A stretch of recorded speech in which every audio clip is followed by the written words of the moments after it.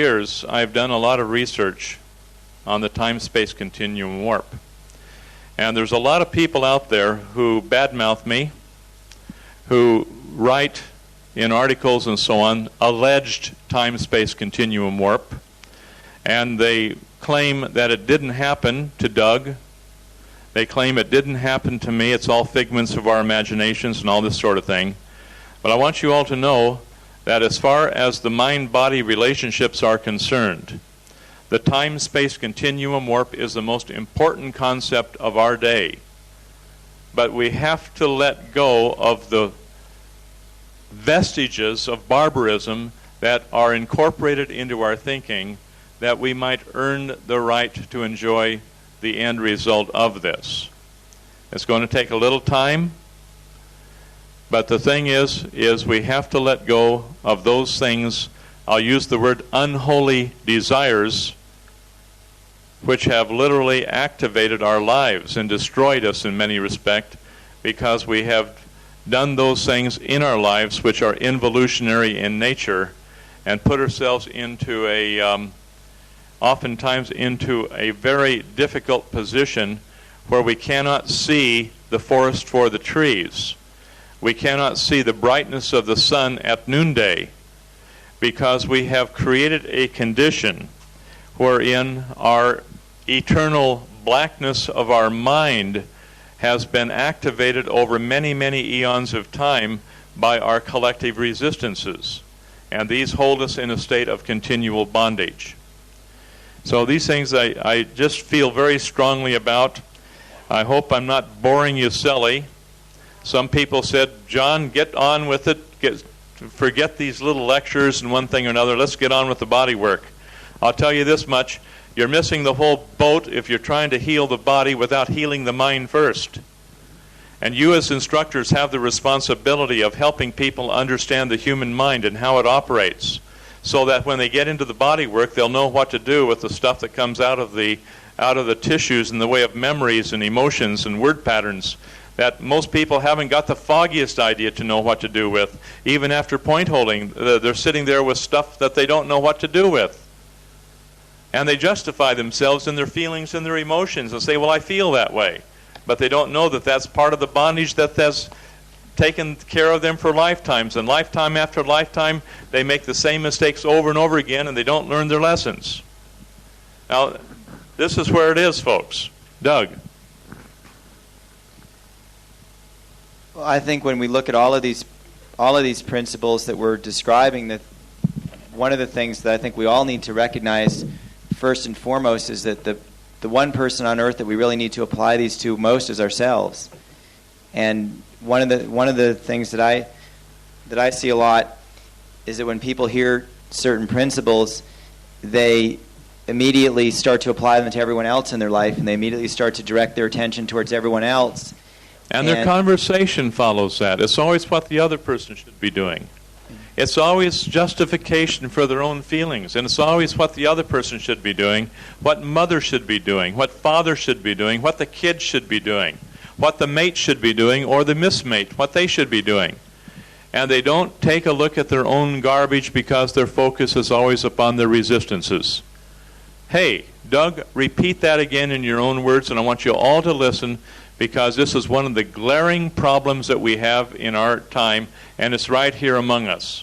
Well, I've spent a lot of years listening to John lecture, and I've seen a lot of situations where John's been lecturing on a particular point or principle, and there'll be certain people or persons in the course who will take very, very great offense, and they'll come up, they'll be very, very mad at John, and they'll say, you were talking to me there, or you were getting on my case about something, or you were doing this and that and the other thing.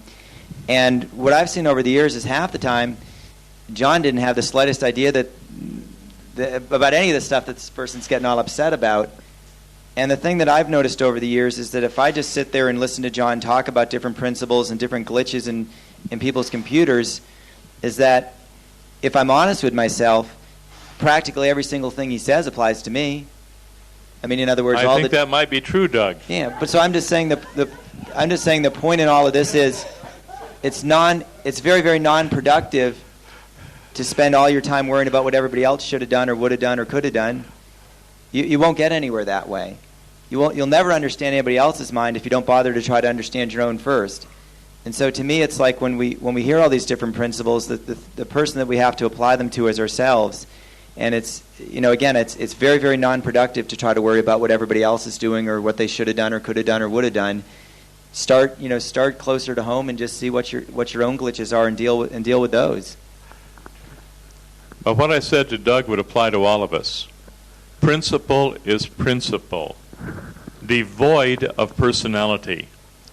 So as instructors, you go inside and you think to yourself, what needs to be discussed today? And you write that material down because you know that needs to be discussed. And it has nothing to do with personalities involved. If the personalities are involved, then it's all the more reason that the thing had been discussed, but it wasn't discussed individually to them.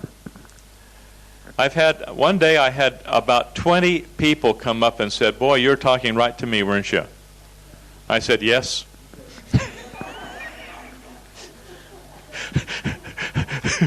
Because I was talking to everybody, because the principles are eternal in their nature, and they're all inclusive for all of us.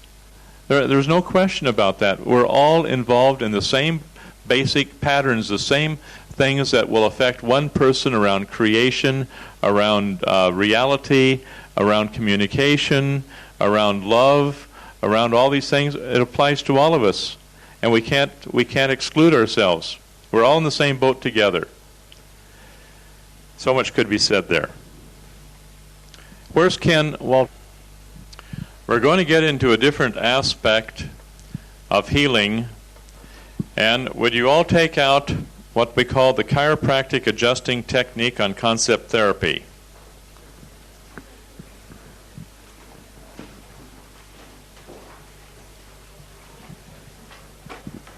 You will find that this was copyrighted way back in 1945 and is quite an old document as far as natural healing is concerned. You will find that a lot of teachings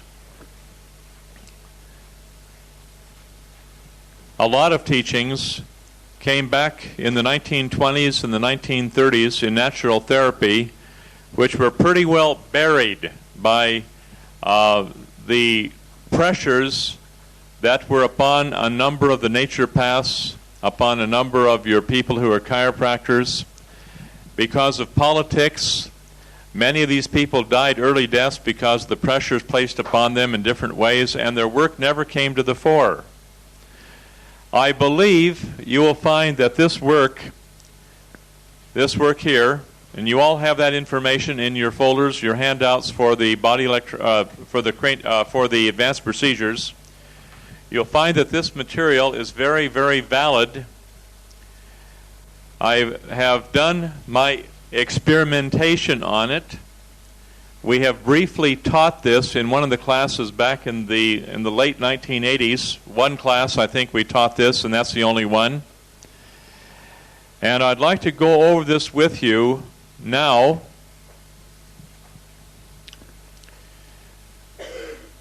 And I'd like to have you turn, if you could, to page 12, where you see this little design that's up on the whiteboard. But turn to page 12 in this particular little booklet. It's on the chiropractic adjusting technique. Page 12. Now there's two books there among your paperwork. There's one on muscle and one on the chiropractic. This is the chiropractic technique. Now, bottom line, I'm going to use Fred here for a moment to illustrate a point.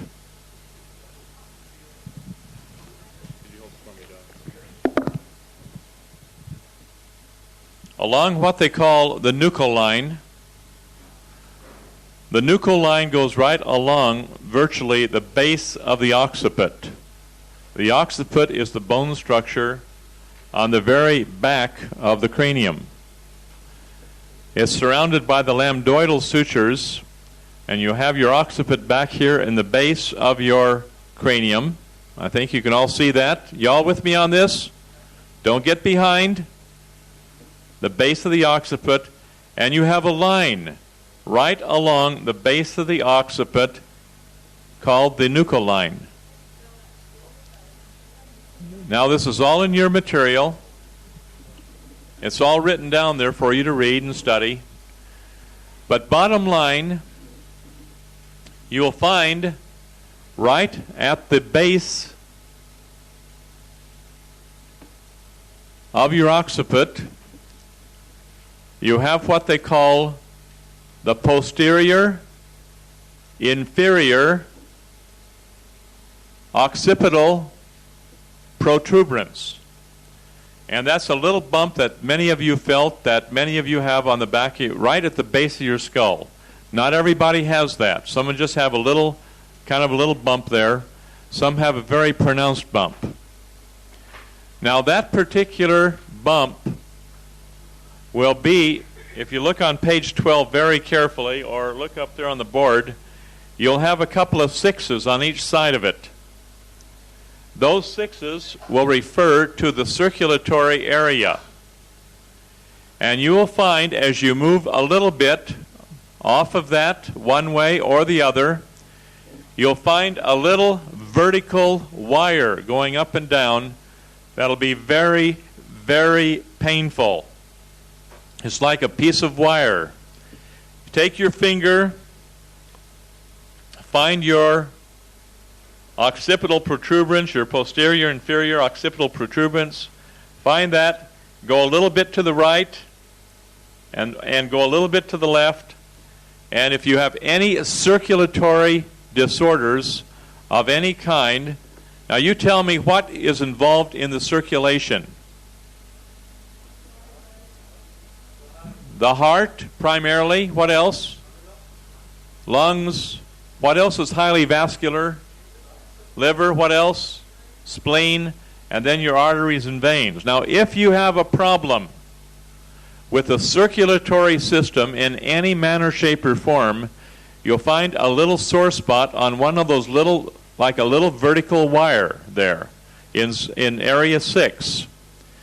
Now, area 6, divided equally, 6, 5, 4, 3, 2, 1, and then you find what they call the OG, which is the occipital, the mastoid groove, or what they call the occipital groove of the mastoid. Now that occipital groove will be right behind the mastoid bone. Remember, you did the mastoid bone. You see that big groove going up behind the mastoid bone, or the mastoid process of the temporal bone, as we call it? That will be the occipital groove, or the OG. Now, that will be, as you move toward the back of the skull, that would be number 1. And number 1 will have to do with the glandular system of the body. Like if you have a pineal pituitary thyroid problem, okay, or any other glandular problem, which includes the heart, because the heart itself is an endocrine gland, you're going to have a little bit of pain on the little wire in that particular area. Reach back and feel it. Now go from the occipital groove, you all can all find that, and then start moving back toward the back of the head. Okay, you find it?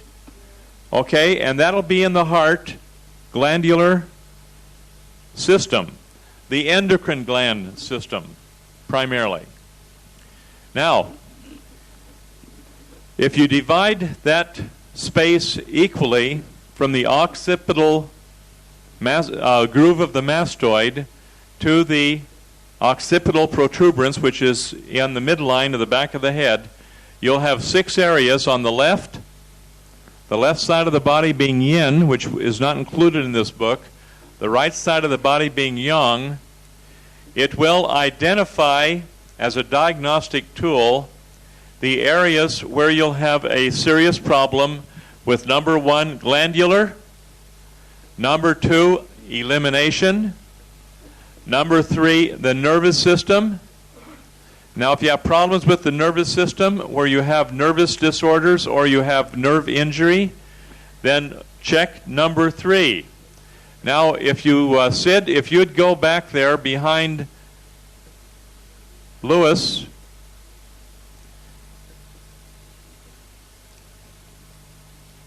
and find the number 3 area, which is roughly a little bit toward the occipital groove of the mastoid, a little bit past midway there. Lewis, do you have any pain on any of those points, on either the left or the right? Hey?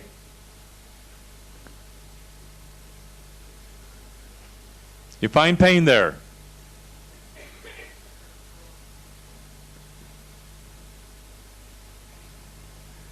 Now, on any problem like that, where you have anything having to do with the nerves, you should have pain in that particular area. Don't get down too low. Come up on the occiput a little bit so you don't get down under, so to speak.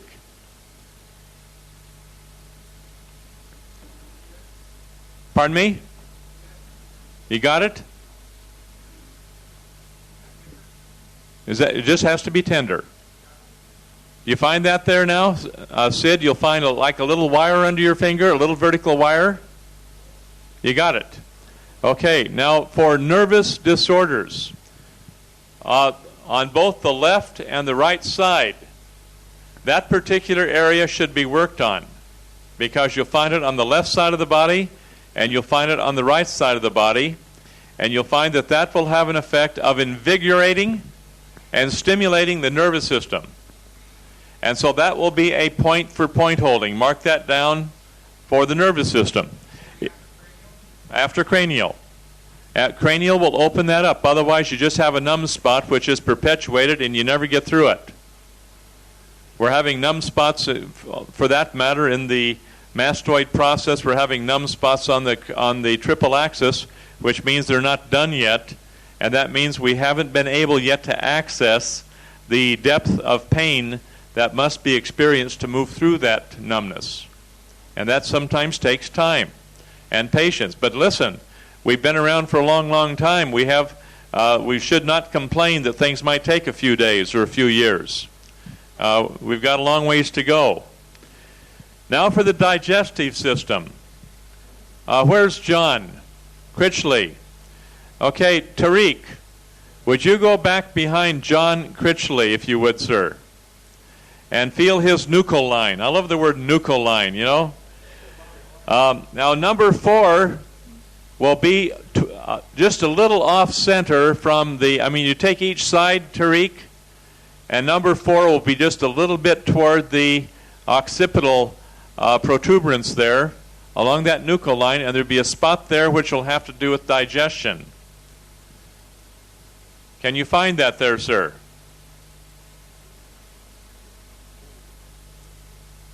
Okay, the rest of you be thinking about that as if I were asking you to find it. You're not down under, but there'll be one you found. Pardon me? It'll be on the right or on the left in the 4th position, which will have to do with your digestion. Now, if it's not digestion there, that's it, John? Okay, you got it? Now, did you find the spot there, Tariq? Did you find a little vertical line there, like a little wire that's there? Go back and forth this way, because the little wire is running up and down. So if you just kind of strum across it like that, you'll be able to find it more readily. You find it there? Is that it, John? Talk to him. Okay, now feel that now, Tariq, and see if it's just like a little wire going vertically up and down on that spot. Can you feel it? Okay, a groove you'll have. Just like a little area vertically up and down in that area. Now you can have it elevated or you can have it as a groove in there. But it's a distinction from the norm. Tariq, do you have that, sir? Yeah. You got it. Now, Tariq, back over there again to John Critchley. Now, John, of course, has had a lot of operations on his heart area. So I want you to go to number 6, which will be the circulatory system, which will just be on either side and including the occipital protuberance. John, did you? All right, I saw you grimace. You got it? Now, do you feel the little lump on either side of there like a calcification? It's burning already. Okay, you know what to do. Now, this point here will also be absolutely reflex and stimulating to the heart area. You got that? Okay, so much for the other areas. And you find out which part of the body is giving the person problem. From actually just talk to the person, they'll say, well, my heart's bothering me, or my I can't poop, and I'm constipated, or I'm diarrheaing all the time. Then you go to the elimination area, or the nervous system where you have nervous problems and numbness. Like you might want to check out, if you would, I need a good volunteer, Anton. Check on, if you would please, on Ian's, the back of the head there. And look at the nervous area on number 3. You've got the numbers down in your mind by now, I trust. And check number 3 on the back of that head and see if we have a little vertical line where there may be a little calcification or a little bit of an irregularity in the bone structure in that area. Normally you'll find just a little, kind of like a little wire there, like a hot wire. They'll be there if you have a problem. When the problem is eliminated, you'll have nothing. You'll have no pain in these reflex areas. You find that, Anton? Okay. Do you find the pain there, Ian? Okay. Now it's a good chance that by working on this after we've gone through the cranial work as much as we can, we put the tumblers in line, then these points will come alive.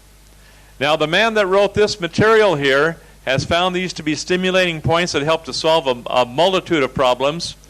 I've a fellow by name of Winiger, Ken Winiger, who's one of our... Did you never know Ken? Oh, yeah.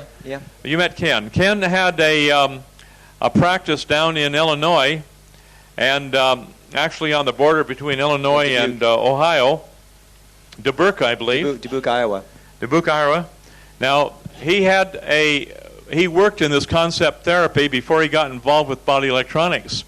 And he talked to me at great length on the number of people that he had found that were helped immensely by this technique, more so than any other technique that he's had. He's had every single course you can imagine that ever came along that a practitioner can go to. But he said every time that he's had coursework until he came to body electronics, he'd go back to the concept therapy and use that, and found out that that was, for him, was infallible. Matthew. I just wonder if you could show us again on the skull how high up that ridge is. I get it left to right, but I'm not sure up and down. Okay, remember, the skull will vary from one person to the other. And some people, part of it's tucked way under. Hold this. And some of its type is tucked clear under here, and sometimes it's up on the above the where it turns under. Okay, now that nuchal line will be about that high and wide. Oh, it's wide, yeah. See, it's going to be a wide ring all the way across there, and this is where different muscles, like the levator scapula, so on, will be attached to that nuchal line. It's a muscle insertion area, and all along in here, then. You're going to have a whole line along in here, which will be part of that particular structure. But it'll be about that. It'll be about that high and low between those two fingers. Okay. Any question on that? It's behind the mastoid process. This is the occipital groove behind the mastoid process of the temporal bone. Right behind the mastoid process. As you see it here, you got a groove right along in here. Okay, and sometimes that groove is very deep for some people, other people just minimal. But you do have a groove there. Just take the mastoid bone and follow that on up. And that'll be the beginning of the nuchal line. David, can you find it there? Okay, we'll find that on each other. But remember, you got quite a bit of an area to work on to move up and down and find out where the pain is. Okay, Chris, do you find number 3? Having to do with the nerves.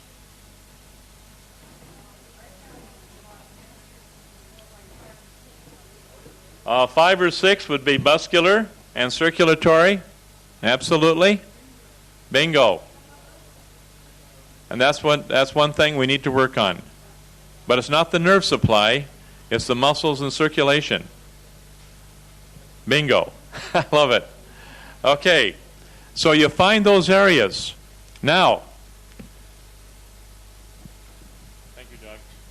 I have no explanation, a logical explanation for the next bit of information. None whatsoever.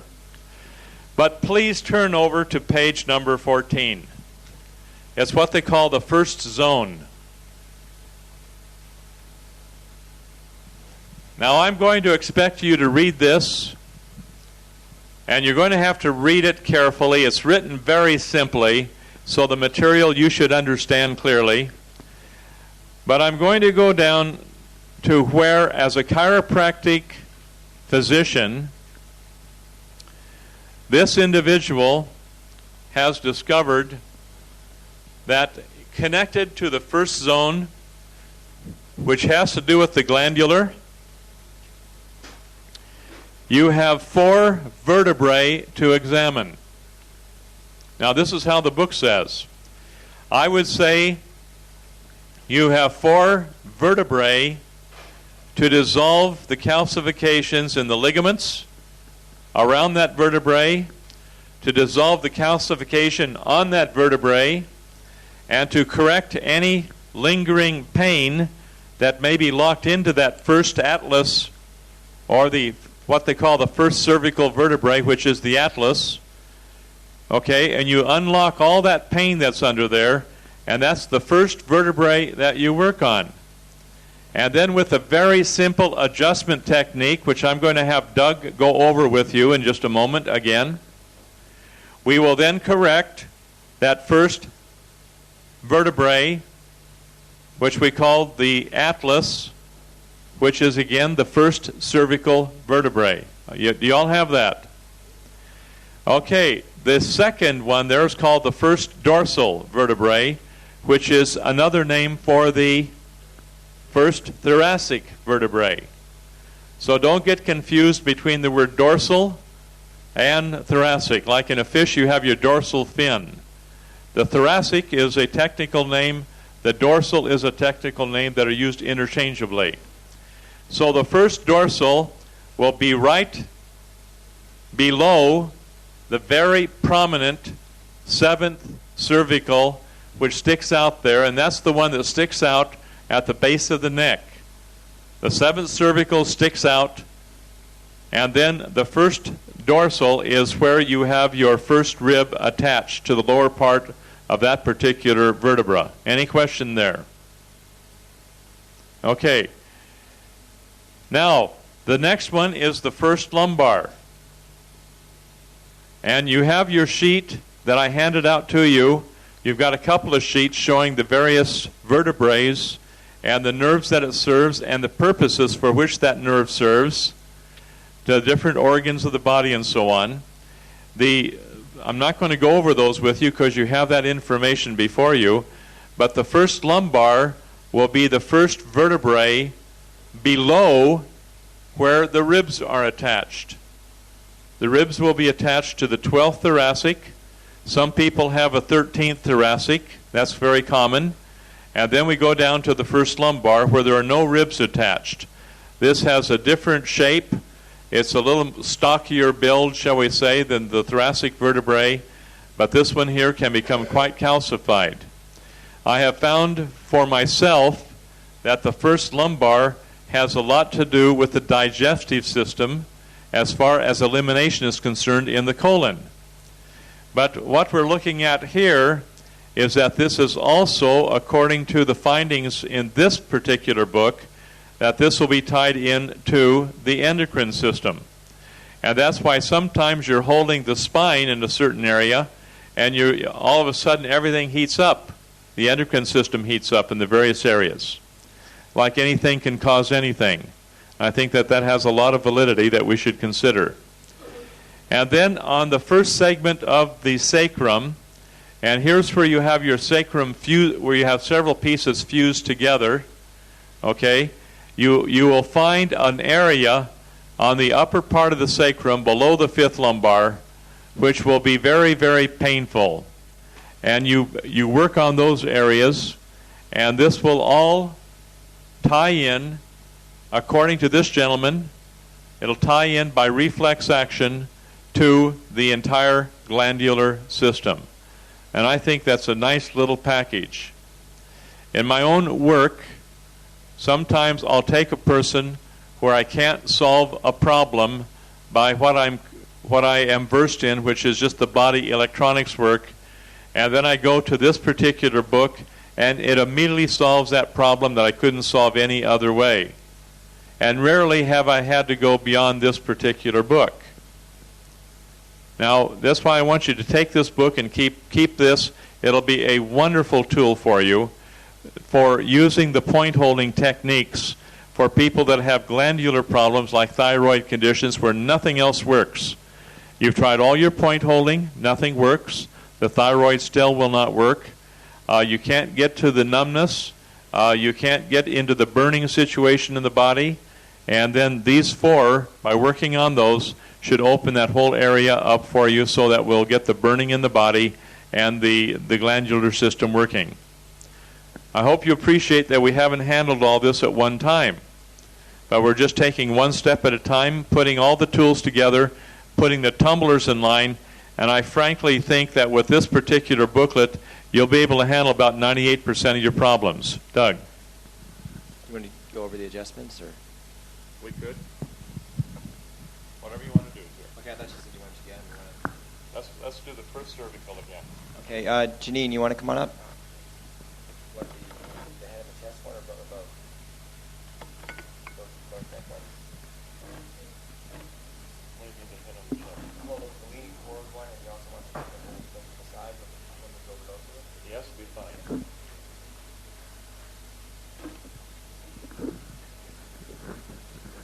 Corey?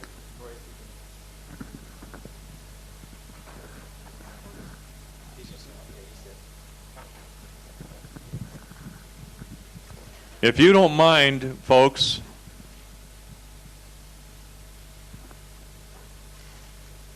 I haven't seen Doug really hardly at all for about the last 7 years. And so you might think I'm giving him a bad time from time to time and letting him do all the talking. I want you to know I'm listening to every word he says, and if he makes a mistake, I'll dig him for it, okay? And the same thing will hold true with this particular area. And I'm going to ask Doug a few questions, and I want his honest answers when he does these adjustments, because I want to know where he learned these techniques. Okay? Okay, the first one we're going to do is the neck adjustment that John showed yesterday. And first thing you want to do, you want to get this portion of the middle finger, basically your second joint or segment of the middle finger here. And if you're going to stand on this side of the body, I'm going to use if I'm over here on her right side, I'm going to reach across with my right hand in front of her. I'm going to find the transverse processes of the cervical vertebrae here, and I'm going to get in there. So I kind of got my finger hooked around behind on the back side of her neck with this part here on the side, so that I'm going to be able to get this kind of motion this way. So I'm going to be able to pull on the vertebrae towards the front. I'm going to have the wrist. Can I just state this here, Doug? Toward the tip of the chin, even though as he's bending the head and rotating the head around, he's still pulling that vertebrae toward the front, which we could consider to be toward the tip of the chin. Okay? The hand position, I'll get my hand in there like that, so that this part here is in contact with the side of the vertebrae, and then it's bent around like that, so the tip of my finger is kind of around towards the back of the neck. You want to get your wrist and your forearm so you're coming not across the throat, but across the chin like this. I'm not down like that. but I'm across the chin like that. It's a good idea, by the way, if you wear a watch to take it off so you don't scuff up their face any. So at any rate, that's the position I've got with the hand on the front there.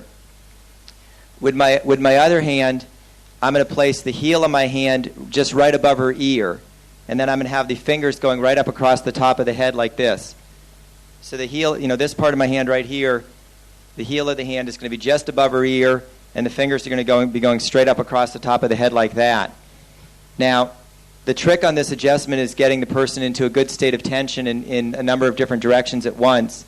And actually, a lot of times, if you can get them into tension, they'll go in just in the process of getting them into tension. But basically, you want to take them to the limit in these different directions, which I'll get into in a second. And once you've got them into tension, then you basically go, you give them a little very, very gentle pop. Say that slower, Doug. Did you say take it to tension? Take it to the limit, all the way into tension.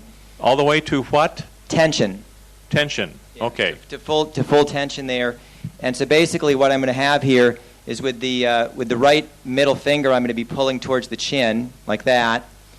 With the right hand, I'm going to be rotating on the head's going to be rotating this way. See how I'm rotating her back towards me on the chin? And then with the left hand, I got her into tension by pushing this way. Got the head in tension that way. Now, you have to play around a little bit because every neck's a little bit different. Like she's in real good tension right like this. Another person might be in tension further forward or further back or further out that way. You have to kind of play around with the neck a little bit and see, sometimes it even helps, if they're not too tense, just to kind of work them around like this and find just the right area. Then you get them into tension, and what you're going to do is you're going to give a pop where with this hand, and the trick is don't let up on the tension before you go. A lot of people make the mistake of kind of easing up on the tension, and then you end up having to push a whole lot harder to get anything done. Whereas if you can keep them in tension, it's not that much force to really pop them in then. So with this hand, my left hand, I'm going to give a pop that way, kind of rotate the head like that. With my middle finger, I'm going to pull the vertebrae towards the chin like this. And then with my other hand, I'm going to kind of pull up a little bit on the chin and rotate the head that way. So you get them right like this, get them into tension, then like that. Okay? Sometimes you'll get a number of other ones on the same side, and you have to kind of adjust your position a little bit. There we go. Okay. Sometimes you have to do a double or a triple pump to get them. See, after nothing goes the first 2 times, I don't think you'd possibly try a third time. Feel the heat? Now, the actual amount of turn the chair around, Doug, if you would, and we'll hit her from the other side. Just face that way. The actual amount of force that I'm using is really not all that much. I mean, it probably looks a lot worse from back there, but it's really not that much force because if you get them in tension properly, you're not really having to push that hard.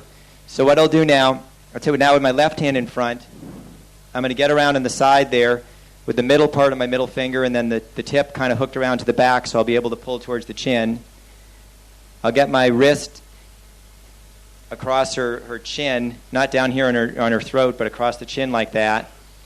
Get my right hand just positioned right above the ear with the fingers across the top like that. You got to kind of play around a little bit with your position, but if I can get right around back like this, and one already went in on the stretch. There we go. That's all there is to it.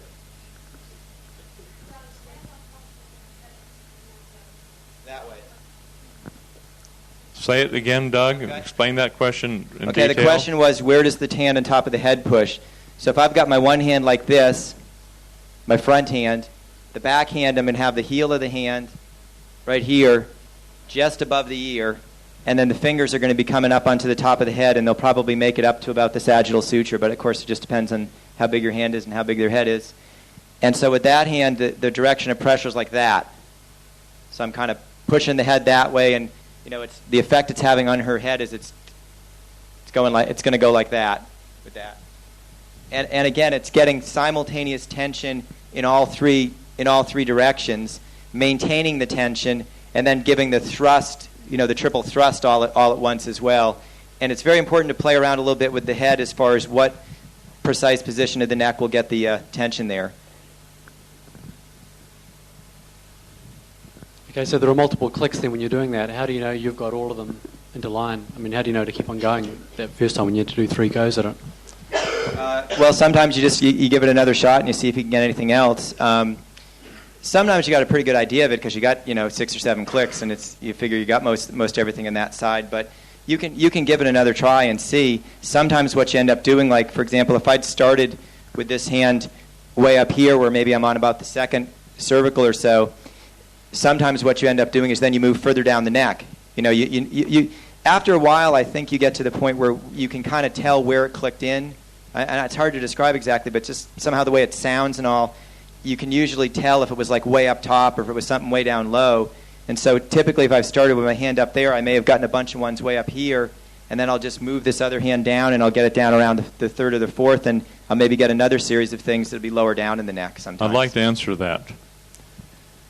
In reference to the point, you ask how do you know you got them all? You go back and you palpate up and down carefully on either side of the neck and find anything which will be a deviation from the norm. When you have them all, there should be no pain in the neck. If there is a little pain in the neck, then you work that pain out just by holding that spot. And sometimes just due to the fact of old injury that's been there, which caused the problem in the first place, where the muscle tension pulled the vertebrae out of position. Okay? So one of the best things to do is to go back and feel the neck and find out if there's any problem in there, where there's anything which would indicate a rotation of any of the vertebrae. Okay? And so you go back and you feel with your fingers and feel what, if the pain that was there to start with is there at the end. Okay? Otherwise you can't tell that all of the vertebrae are back in position. Now there will be times when a person will have, say, maybe 3 of the vertebrae back in and 2 to go. And then about 2 or 3 days later, you go back and readjust again, and then the vertebrae that you couldn't get the first time, you will the second time. The secret is not to force the issue. A lot of people want to force the issue, and that causes more damage. We don't want to force the issue. We want to be gentle. We're not into making a great big chiropractic correction on it. We're letting after the muscles and the ligaments have been released of their pain, we're letting the vertebrae kind of go back in on their own without any severe thrust, which can damage the tissue and cause, shall we say, an extension of the ligaments, causing a person to always having to move their neck to get their to get their neck straightened out again. And this is where you have an overextension of the ligaments, and a person's always going snap, snap, snap with their neck or back. And we don't want to do that because that's where we have what we call an over-adjustment. John, why are we putting one finger on a particular vertebrae when we're wanting to adjust the whole lot as well anyway? Well, you want to make sure that the one vertebrae that's out will have pressure placed upon it, that when you get that triple motion going, you have force upon it to help just pull it into position. It's just adding a little bit more leverage to your overall action, where without that leverage, the vertebrae may not go in. But really also, your finger's going to be in the upper cervical, so we're not going to be able to get that same twisting motion if it's down on the lower ones, are we? So we're just going to hope that the lower cervicals go in by themselves. Like I had mentioned before, oftentimes you get one vertebrae in, and then about 3 days later, you will adjust it again, and then you probably get a couple more in, and then 3 days later, then you probably get them all in. But don't try to get them all in the first time. Take what you get and don't force the issue. Because sometimes the tremendous pain that's locked in there will come out with your adjustments and the burning, and then that'll make them ready a couple days later for another adjustment, and then you get them all in. Don't look for just a one-shot cure. It doesn't happen that way. Where you have neck and back injuries, it sometimes take quite a bit of time and work to heal them properly. And a lot of that will have to do with releasing the calcifications along the ligaments, the tendons, and in the muscle structures themselves. And that will be done with the point holding. Some people use very effectively, after the nerve supply is restored, some very deep tissue massage on those areas, which works also. Yes?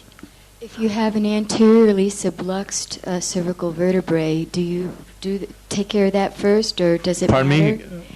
If it's if one of the cervical vertebrae is anteriorly subluxed, do you do that procedure, or do you take care of the anterior? If you have any anterior vertebrae in the cervical spine where you have an overextension, and that you have an accentuated curve there, you should definitely work in that area and get that taken care of first before you start even worrying about any adjustment techniques. Good point. Do you want to talk about that little boy down in Adelaide with the top two? Which boy? The blind boy? If you want to. Go ahead. On the subject of anterior displacements of the cervicals, back about a year ago down in Adelaide, there was a little boy there who was, I believe, about 13, something like that.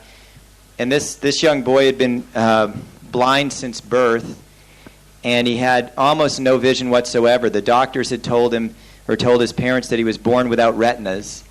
And the only vision he had at all was if you shined a really, really bright torch in his eye, like right smack in his eye, he could kind of tell that there was light there. But that was the full extent of his vision. Nothing else, no shape or color or motion or anything like that. And he'd been this way all his life, so he didn't have any neurological capacity for seeing because he'd never learned to see in the first place.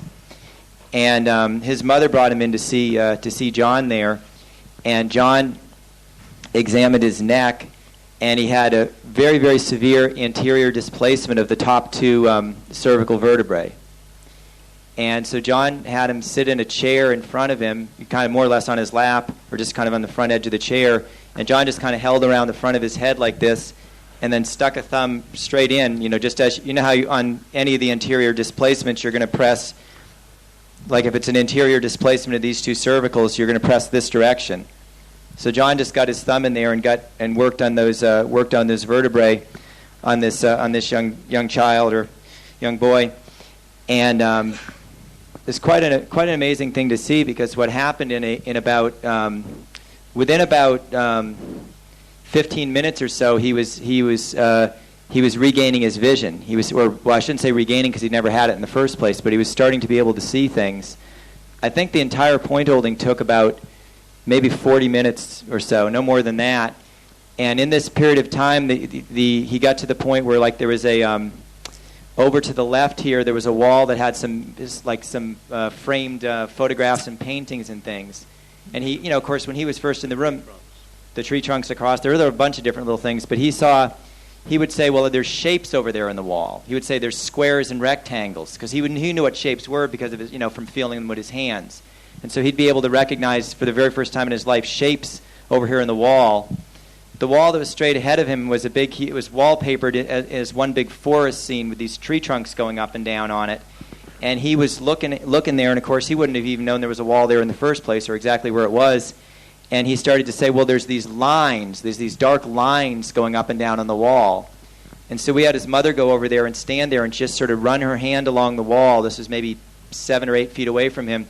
And we would ask him to just tell her to stop whenever she got to one of the lines. And it was like every time he came to one of the darker, thicker trees, he'd ask her to stop, and she'd be right on the tree there. He became aware for the first time that there was a window over here, because he said there's light coming in from over here in the right. There's light coming in. And he got to the point, there was a Dick Smith electronic catalog, and at the back of it looks just like the way it does on the side of the building, where they've got the big block capital letters. These were maybe about an inch tall, and then different colored strips behind each line. And he got to the point, because he knew what letters were shaped like, again, just from having felt them with his hands. And he got to the point, I'd say within about 20 or 30 minutes, where he could pick letters out. I mean, certain letters that he recognized. His name was Declan, so he would pick out like a D or an E or a C or an L. And he'd have to hold the magazine very, very close to him, but he could actually pick out the letters, And then John asked him to touch his mother's nose, and he was able to just reach straight out to her, a foot or so away, and just, not grope around to find it, but just boom, put his hand straight out and touch her. And I noticed about the third or fourth time I handed him the magazine that he was no longer groping around to find it. I would just hold it out in front of him, and he would just reach right up and grab it, like no problem whatsoever. He'd be able to see it. And as nearly as I could figure, he must have either totally or at least largely regenerated his retinas in about 40 minutes, because he's seeing color, he's seeing shape, he's seeing motion, he's seeing all sorts of things. And it seemed to me that that the state that he was in at that point was similar to a newborn baby, where you've got the physical apparatus of vision, but you just don't know how to use it yet. You don't have the neurological patterning there yet. You don't have the experience, because he would go out in the yard then, and he'd be looking at things like flowers and shadows and whatnot, and he wouldn't quite recognize them. He'd be looking at them, and then as soon as he'd touch them, he'd instantly know what it was. The data that he was receiving would make sense. And all of that was just holding the anterior displacement on the top two cervicals there. Now, where my thumb was pushing in as hard as I could with my thumb straight in on the first cervical vertebrae. And then the bottom part of my thumb was resting on the second cervical vertebrae. And where does the second cervical vertebrae, where do the nerves go from that particular vertebrae? To the eyes. Now, what took place, turn your head, Doug, to one side if you would. What took place, and this is when I know if I have an eye problem, where a person is blind, or they have severe cataracts, or problems of that kind. I know that when I press very hard on that second cervical vertebrae, that I'll get burning in the visual portion of the brain. The burning will first of all occur in the back of the head, under the occiput. And then the burning will go through the head and come out in the eyes. Thank you. And will come out in the eyes in the front. And then his eyes will burn as we're having a regeneration of tissue. Now, whether this is from the embryo, where there's a block somewhere which took place at the time of the development of the retina during the embryological development, or where that block was, we do not know. But when the burning is there, we do know that regeneration is taking place, and it was exactly as Doug said it was. And he could see the forms, he could see the colors, he could see the letters. Now, he had to focus on it. Now, we do not know how much what we would call peripheral vision he had, but when he looked straight ahead of him, what he saw.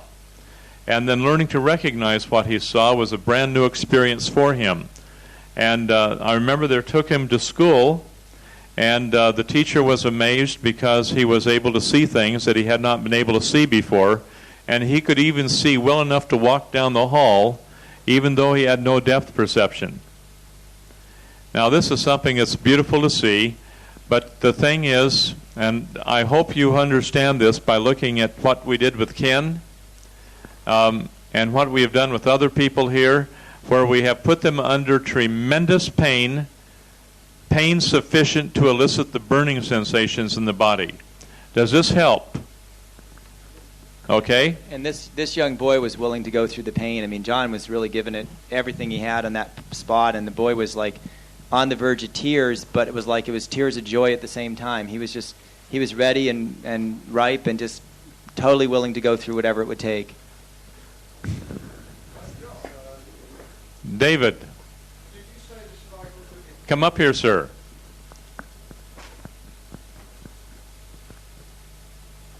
Just recapping, you actually said the cervicals were depressed.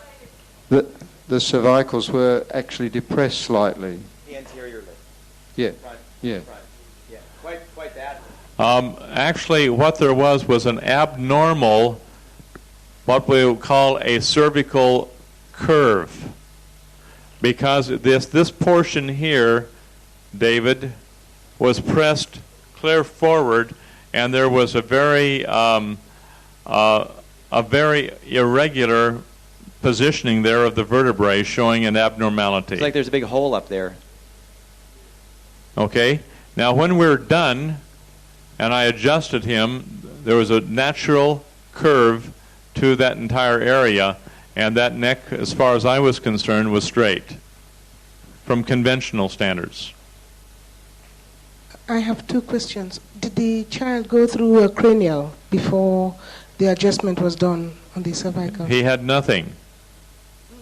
I shotgunned it. What I call shotgunning it. I took it from scratch and just went ahead and did what we had to do to get his vision back. Because any vision was better than none at all to start with. And then I gave the lady a complete breakdown as to what points needed to be held on a regular basis in a sequence of points. And I believe that he was in the point holding groups there for a while there in Adelaide. About the fixing up of this cervicals, what are the dangers that could come into it that we should look out for? You check the eyes out first, and you look in the neck area. You look clear out in maybe zone 6 and 7 of the neck area, and you check and see if you have any black spots or big black or brown bushes up in there, or any abnormal fiber structures. Now, if you do, you leave it alone. Now, otherwise, you check it out very carefully. You pray before you work with each person. And then when you get an answer to your prayer, then you go all out and say you do what you have to do in that area. If you're in doubt, don't touch it with a 10-foot pole. With all due respect to the local poles. With the adjustment, could any harm be done? Pardon me? With the real adjustment itself, could there be any harm done or misplacement or that kind of stuff? Don't adjust it if you're in doubt. Don't touch it. Wait until you've checked it over. If you're in doubt, get a professional to adjust that type of a problem. So you need your confidence as well. You need to have the confidence built up over years of experience to know what you're doing with your adjustments. That very quickly, when you make a couple of mistakes, then you'll be very happy to have a trained professional around to help you out. Okay? And you don't want to make those mistakes. John, you said you pressed directly onto the vertebra. Was that straight from behind or at an angle? I pressed straight in at, just straight directly in there, no angle whatsoever. And I pressed hard. I had my hand wrapped around his forehead as I just gave it all I had, the same as I did with Ken the other day. Pardon me? I don't think so. I don't think at all. No, not at all. No, maybe perhaps for a day or so before, if that, but I don't even remember if he was, certainly no more than that, if that. This is where you shotgun something. You look at the eyes, you see a good constitution, you know he's going to have some results. And any results is better than none at all to give the boy hope. Once he had hope, then he would continue on. Once the mother had hope, she would continue on. And I'll tell you one thing. If they didn't continue on, they would have been damn fools. Pardon my French, but I mean just that.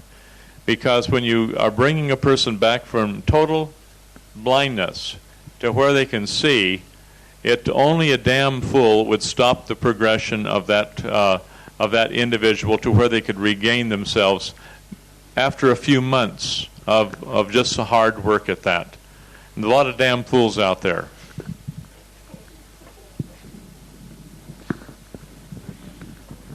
Okay, there are a couple of different types of misalignments. It can be like that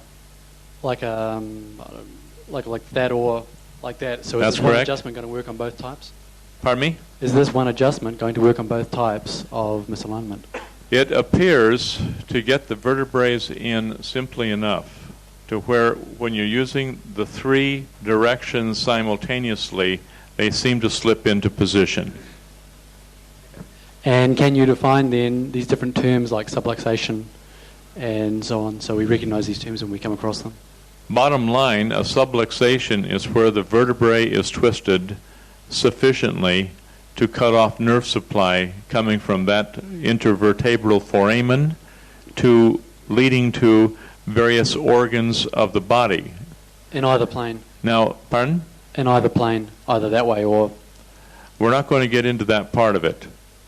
We find that when you relieve the person of the pain with body electronics in those areas, the vertebrae go back into position properly without any worry about the positioning as you have defined it.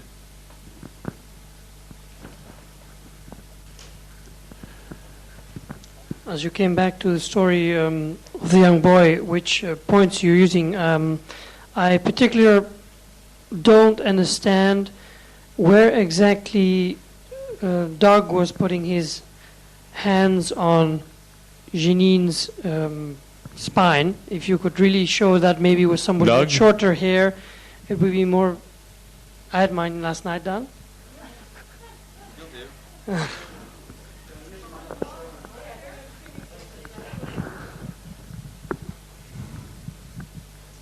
Just right on the... Now, I want you to look carefully because we very quickly run out of victims.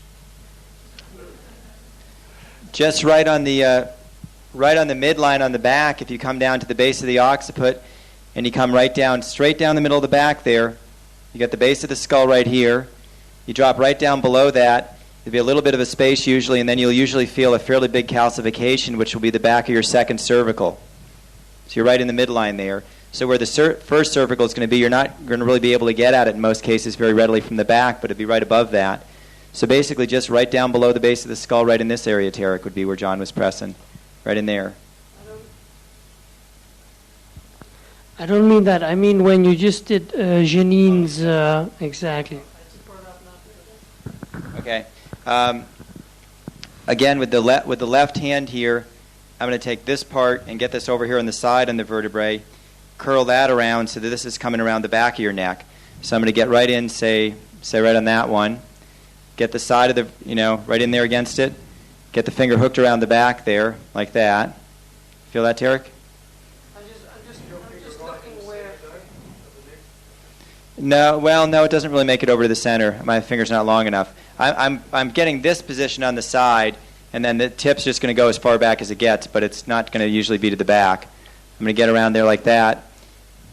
So I got this just right on the side there, and then this hooked around a bit to the back. Then I'm going to have the wrist and a bit of the forearm across the chin, not down in the throat, but across the chin like that. Then the heel of the hand, just right above the ear like this.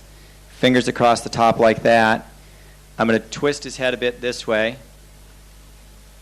And then get him into... So I got him in tension in a rotational direction like that. Got him in tension that way as well. And I got him in tension pulling forward with that finger. So I got all three like that, and then you just go like that, and there we go. Get the other side since we're... Did you all see that?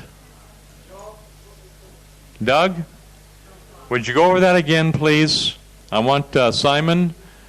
Simon didn't see what's going on. I want you to go over that again so everyone knows exactly what's happening. Don't wait till tomorrow to understand it.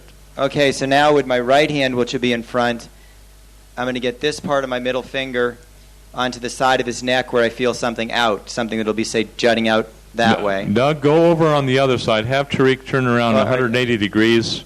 You've already done that side. I want you to go back and have them do that again. I already did turn him around. You just did. Oh, you did turn... yes, you had it. Okay. Okay. You're forgetting which point of view you're looking at it from. Okay. Wasn't he facing the other way? Yeah. I want him facing that way. I already adjusted him facing that way. I know. I want to go back to how he was so Simon can see it. Okay. Good. Making it clear to me. Now we turn around the other way. Yeah. I thought we did that stuff the first week. Oh. Well, let's spin. Okay. Enough of that. Okay. Excuse me.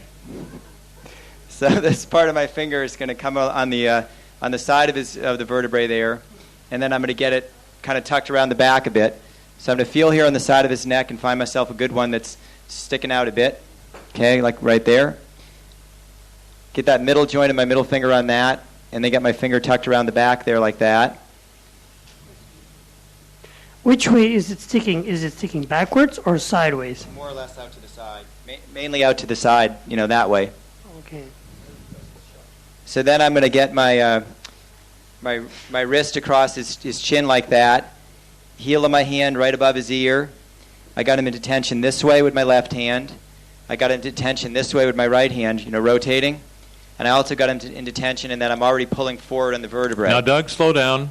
Okay. Go back slowly. Speak slowly. We have several people that are sitting there spinning with their heads because you're speaking so rapidly. Okay. Now go back and do it all again in detail, very slowly, so we can pick up with all the loose ends. Okay, so we start. Slow down. We'll start off with the middle finger. That's the one that's next to your pointer. Okay. You get this middle joint here of your middle finger. I'll point my middle finger at you only that way because I'm polite. So we get that part of the middle finger right there. You all see? Okay, right there. That part is going to be on. I'll find a vertebrae here in his neck that seems to be a bit out and protruding this way. Out to his side, and I'll place that more or less right on top of that. Okay, Doug, stop for a moment. How would you find where that vertebrae was protruding out to the side? Well, usually with this hand, I just come down the side of his neck like this. Can everybody see? I mean, it doesn't really matter. I could do it with this hand just as well, but for some reason I like doing it with this hand. But I would just come down the side of his neck like this and just feel the different vertebrae.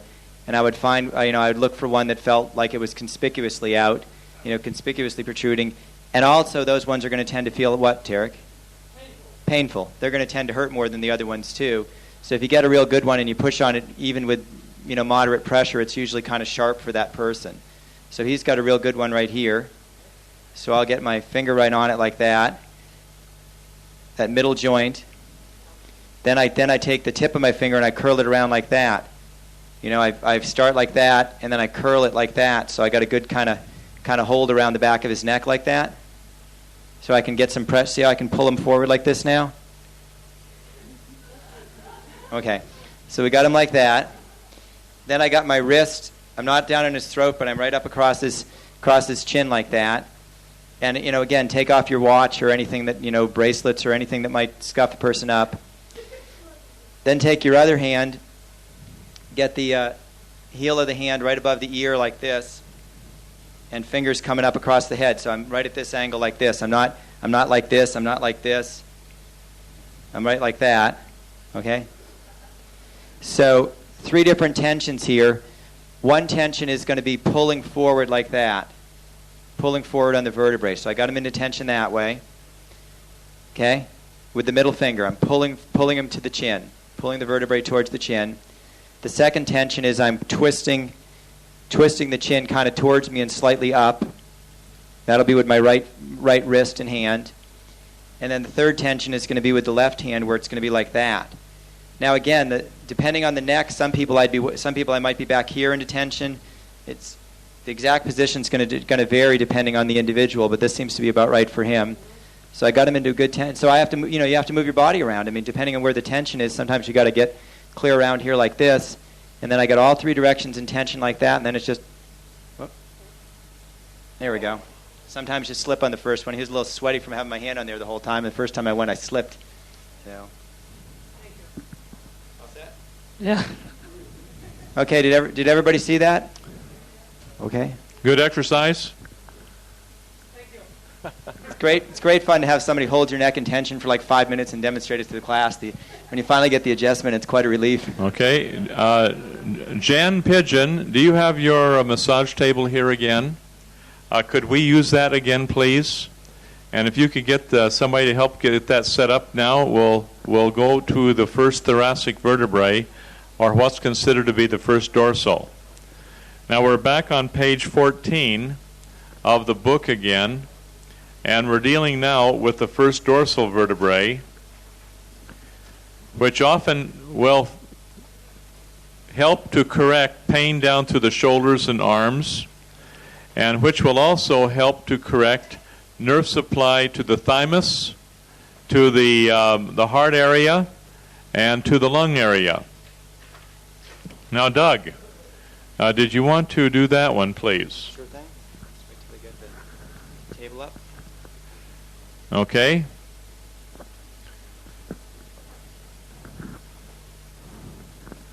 Now this is very important procedure. Now have you had these put in? You've never had them put in? Okay.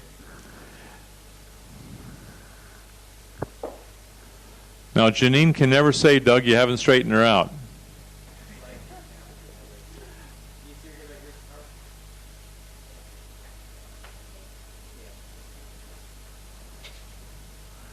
Now notice Doug is going to do this without using the nose hole. I've seen people do it using the nose hole. I find it more difficult that way, but I suppose it's up to you. But I like doing it this way. It's definitely good to do it on a padded surface. I've gotten some pretty good rug burns myself on having had it done on the floor. So it's nice to have a bit of a padded surface. Even sometimes on a carpet, if you just put a bit of a pillow under the face, that'll do the trick. But you're going to get a little bit of a crunch on the chin if you try to do it on too hard of a surface. Okay. What you're gonna do here? I've actually seen John do it pulling back as well, and I've experimented with that a little bit, and that actually worked pretty good too. But this is the way I first learned it, so I'll show you this way. Do it this one way. The other way takes a lot of strength. Pardon me? Okay. Get in a position where you can see. But try to stand around it in such a way that the people behind you can see also. You can see it on the TV monitor too. Is that correct, Sakara? So if you just don't get in front of Chris, she'll get ornery. Okay, just get the just down a little further. Okay. All right. So I'm going to take. You can get it close, but just Okay. Now here in the upper part of the thoracic spine here, you're going to find the. See, if I'm over here on her right side, what I'm going to do is I'm going to find the upper part of the spine first, and I'm going to get my left hand kind of like this. So I got the heel of my hand right up against the spine, not on top of it, not on the back of the spine, but more or less against the edge of it, about like this. And I kind of got my fingers facing back towards me like that. Okay, so my hand position's about like this. Like if this is her spine right here, I'm right up against it like that with the heel of my hand. I'm not up on top of it, but I'm kind of just right next to it like that with my fingers facing back towards me. Doug is going to be putting pressure on the muscle structures which are attached to the vertebrae in the rhomboideus area. And by the motion that he makes, it is forcing the muscle structures out away from the spine, but it carries the spine with it, causing it to move. And then with the particular triple axis activity here, it'll cause those vertebrae to snap back into place. Okay, so I'm going to get my hand like this, where I got the heel of the hand right next to the spine, and I'm pushing, on the one hand, I'm pushing her towards the table slightly, and I'm also pushing her, I'm pushing back this way. So if you note the hand position like this, I'm really following the fingers. I mean, the fingers are pointing in the direction of pressure, and then, of course, the other direction of pressure is going to be like that.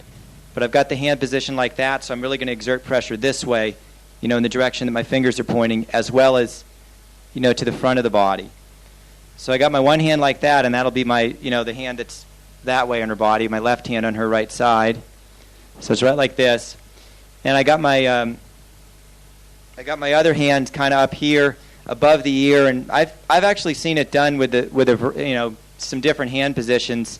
I've watched John do it over the years, and it seems like sometimes the hand's like this, sometimes it's like that. It just basically seems like you get up in this area. It depends upon the muscle structures of the neck. Yeah, it seems to be pretty individual, but let's say most times your hand's going to be about like this. You get them like this. You want to get the head bent over this way a little bit.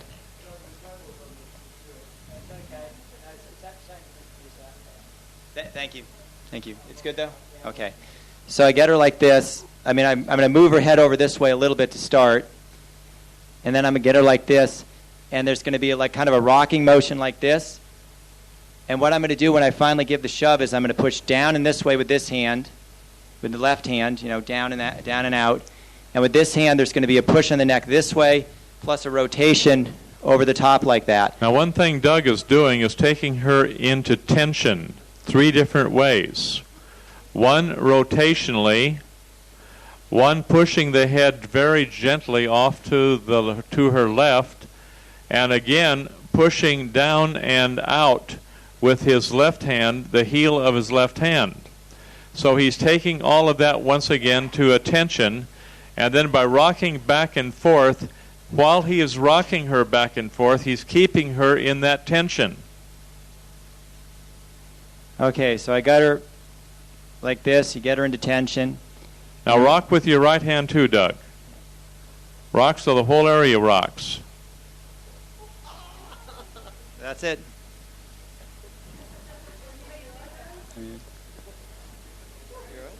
Now turn her around to get the other side so that she's equally imbalanced. Okay, do you want to do the whole table around? Yeah.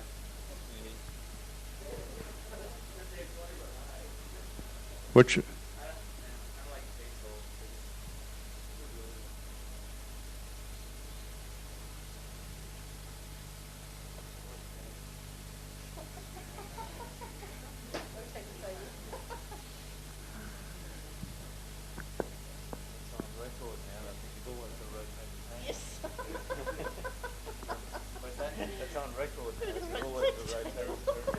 Right, before you do the adjustment, you always rotate the table. Yep.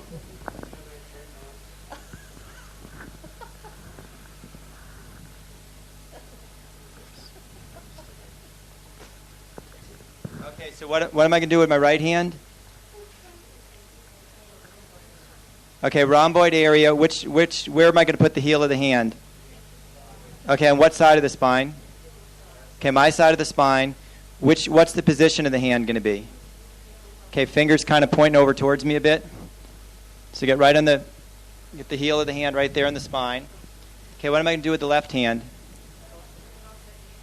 What muscle structures is he moving with? The rhomboids, okay? Okay, excuse me, Doug. What's on top of the rhomboids? The trapezius. And what's down below the rhomboids? Sacrospinalis. Okay, you got them. Okay, so I got my heel of the hand like that. And I'm going to put a little bit of tension. I'm not going to start with her head right in the middle like this. I'm going to kind of get her bent over a little bit to the side, away from me to start with. See how I've moved her head off center like that. And I'm going to get my hand up here, get her into tension. And remember, there's going to be two directions of thrust with this left hand. On the one hand, I'm going to be taking her head this way, kind of rotating around like that. But then I'm also going to be taking it over, in a rotational direction like that. In other words, there's pressure in the head that's going to take it like this, in this plane. And there's also simultaneously pressure like this. You see the difference? There's this direction like this. You enjoying this, Janine? Like this, and like that.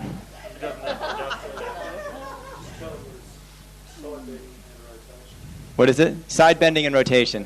Okay. So I get right like this, get her head over there, rock her and get her into tension. Oh, you got anything there? You got anything out there? Speak. Did we get anything on that? Oh, we did get one? Oh, I just didn't hear it. Sorry about that. Okay. I guess we got a little one. I couldn't hear anything. Yeah. Okay, Doug. Excuse me. You're going to get finished off now, looks like. Uh-oh. Hold it there. Straps and chains, please. Okay. Now, on dealing with Janine, I would do this a little bit differently. I'd put the head straight down, kind of like on the chin, and then have her bend the head over to the left and take her to tension. And then notice that I'm taking the whole body, including the left side, my right hand going back and forth this way, to rock her properly so that I get her to tension on all three levels and then move it. Now, Doug did get the vertebrae in. I'm not concerned about that, but I am concerned about relaxing her sufficiently with the rocking motion. Where Doug is a little deficient here on moving this part here. And so by taking that completely to tension on and still rocking her back and forth in tension, like you do the lower lumbar, taking it to tension, rocking it back and forth, and then it just snaps right in. But you take the whole body to tension, and you rock it back and forth and hold that in tension as you're rocking her. And then that particular vertebrae goes in. Now the other thing I would do, hold this, Doug, I would unlock the area right through here where she has this particular vertebrae out. And I always now, after many years of research and experience on this, I find that by putting this part of about the 4th, 5th, 6th, 7th, and 8th vertebrae in right through here of the thoracic spine, that unlocks the area up here so this heals, adjust much easier. And have you found that to be true? Come up here, please, Andre. As long as you only continue to manipulate the first thoracic and ignore this mid-thorax area, which is from 4th. Real loud, sir, so everybody can hear you. Yeah. As long as you only continue to adjust the first thoracic and ignore the thoracic from 4th to 6th, it'll continue to lock up because this area here has an effect on this immediately, because if there's any deep tension there, it'll reflex through up to the upper thoracic area, the first thoracic. Yeah. Yep. That's what I have found by hard knocks. Now this is taught by other people, and I haven't believed it. A lot of things I haven't believed until I found out through my own experience that you unlock this area, and then the upper thoracic vertebrae are easier to adjust. What I've usually done, if I'm doing the whole spine on people, is I usually start with these mid-thoracics, as John's suggesting. If we have to do them, I would do the lower back next. Then I would come up and do the upper thoracic, and then I would finish with the neck. And I found that to be the best, like do the mid-thoracics first, lower back if you're going to be doing that as well, then this adjustment we just showed for the upper thoracics, and then the finish with the neck. And I find that works very well. And that can probably work quite well. What I have found is that once I get this part here in the mid-thoracic in and get the upper thoracic in, now everybody has their own way of doing it, okay? Then that relaxes the lower back here so I can adjust that in real well. But I find that until I can get that upper thoracic in and get that relaxed, that the lower back, for some reason or another, won't relax for me. Andre, what's your finding on that, sir? There's a reason for that, and that is that if you were to draw a line from the atlas going down, if the person was side on, Speak real loud, please. There's a reason for that. If you were to draw a line from the atlas, at the base of the occiput, going all the way down to the sacrum, you'd find that it would touch through first, second thoracic, and then also through 4th, 5th lumbar and sacrum. So I think that explains why you would have to correct the upper thoracic first, and then the other would hold. So you go here, and then here, and then down. Lower, and Yeah. then down. Yep. Yeah, that way. I think Andre and I agree on that. And now you'll find that other chiropractors will differ with that entirely. And you'll find some naturopaths will differ with that entirely who are trained in manipulation. And you find osteopaths will differ with that too. But wherever you're going to find people who adjust, they're going to have their own ways of doing it, which are unique to them. So don't make an issue out of it. But the thing is, this is what our findings have been, and I think that it would be wise to kind of follow those, because this is where we have been getting the results which have allowed the conditions then to hold after the adjustments. I want to put this in. Doug, I want this in right here. Right here. Corey.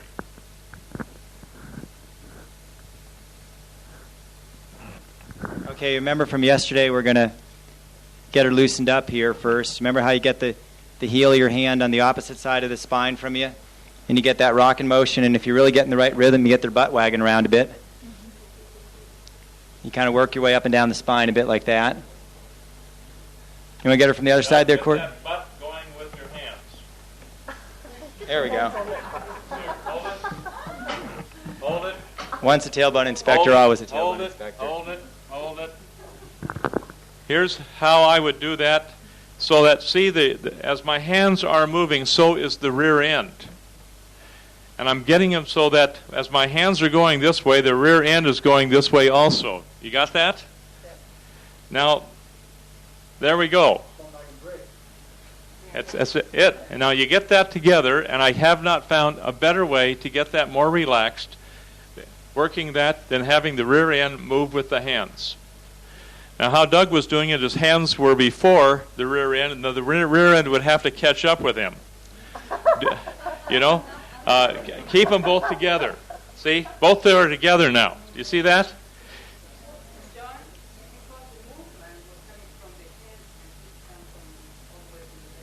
Pardon me?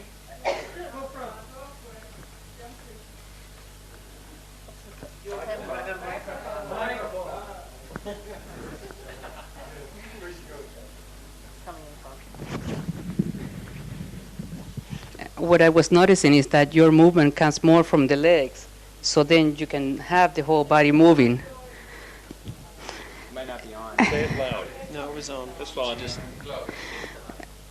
Your movement comes from the legs all the way to your arms, instead of just the arms moving the body. My whole body gets into it. Exactly. Yeah. Sounds good. You got it there. All righty.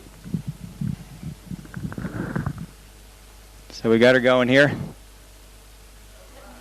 All righty. Get the video out.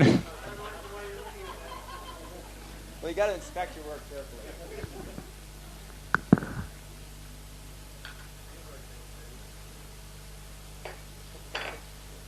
Get the rear end to go with the hands, Doug. There we go. There we go. Just about.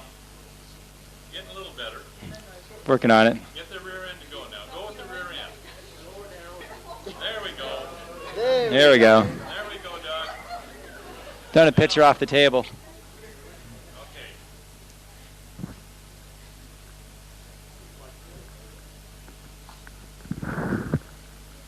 Okay, you find the vertebrae that's out here. Can I get a chair there? I'm gonna move this a little forward. You don't want to sit on her now, Doug. I'm not tall enough to get above her on this one. There we go.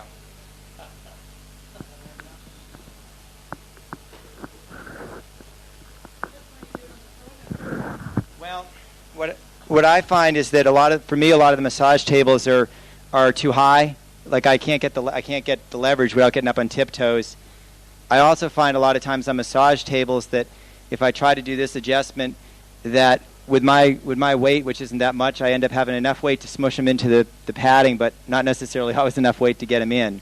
So that's why I usually do this one on the floor, but I'll give it a try here and see what happens.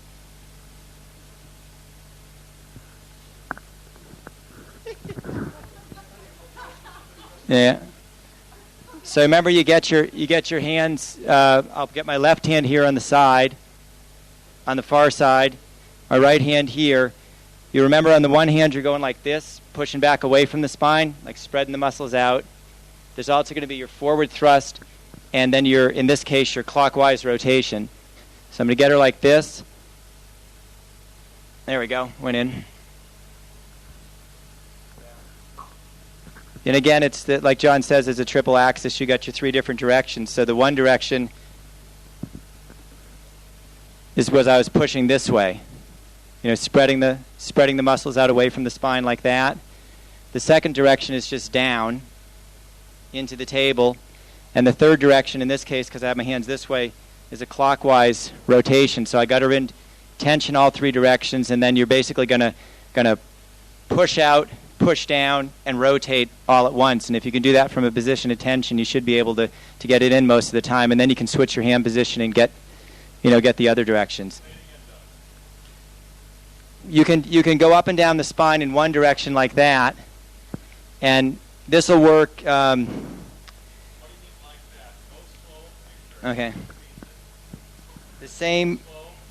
You can go standing in this position and with your hands in the same position like this. You can do the adjustment from. It's not going to. I find that this adjustment doesn't work once you get up above maybe around maybe T3 or so. I mean, you get too high up in the thoracic vertebrae, and it's not this. I don't know. At least I don't have much luck with this adjustment. And when you get way, way down low in the lower thoracic, again, it gets a bit more difficult. But through most of the middle part of the thoracics, this adjustment seems to be very effective. And what you could do is with this hand position and the clockwise, rotation, you could work your way down the spine more or less vertebrae by vertebrae and see what you get. And then what you can do is you can change your hand position to this, and then you can go back up or down the spine with a counterclockwise, because some of the vertebrae are going to go in when you're going clockwise, and others are going to go in when you're going counterclockwise, depending on how they're out, because there's rotational factors and other things in terms of the way the vertebrae are out. Get this one right here in the counterclockwise position. Okay, so for counterclockwise, where's my right hand going to go? Okay, it's going to go opposite side of the spine. So my left hand will be here on this side. So I'm going to get the first direction I'm going to get is like this, stretching the muscles out away from the spine. Then I'm going to have the downward thrust to the front of her body and the rotation as well. Put your fingers or like this. You got them like this. Okay, I want you more like this so that there's a straight line going right through the two.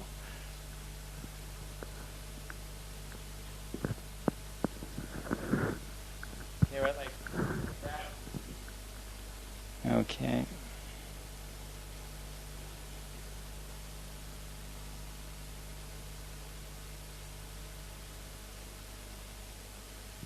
There we go. Got it? Yeah. Okay. Now, how did I know that vertebrae was out?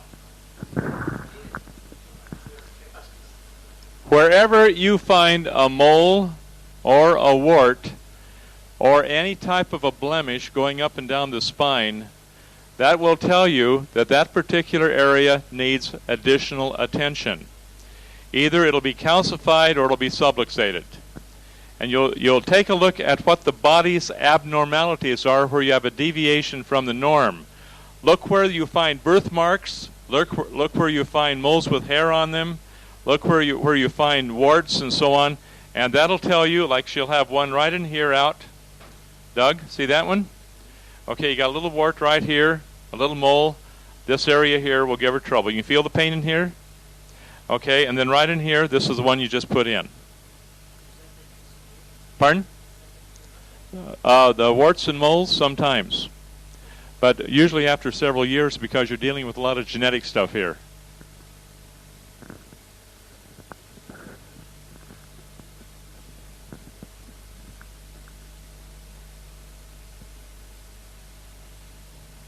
So I got on the one hand the pressure this way, stretching her out. I'm going to go with a counterclockwise here.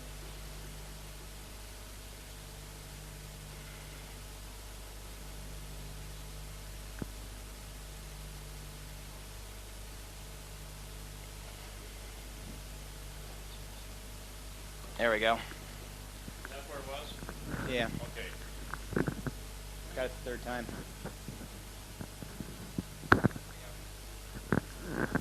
I don't quite understand which the decision is to go clockwise or counterclockwise. After a while, is this on? No.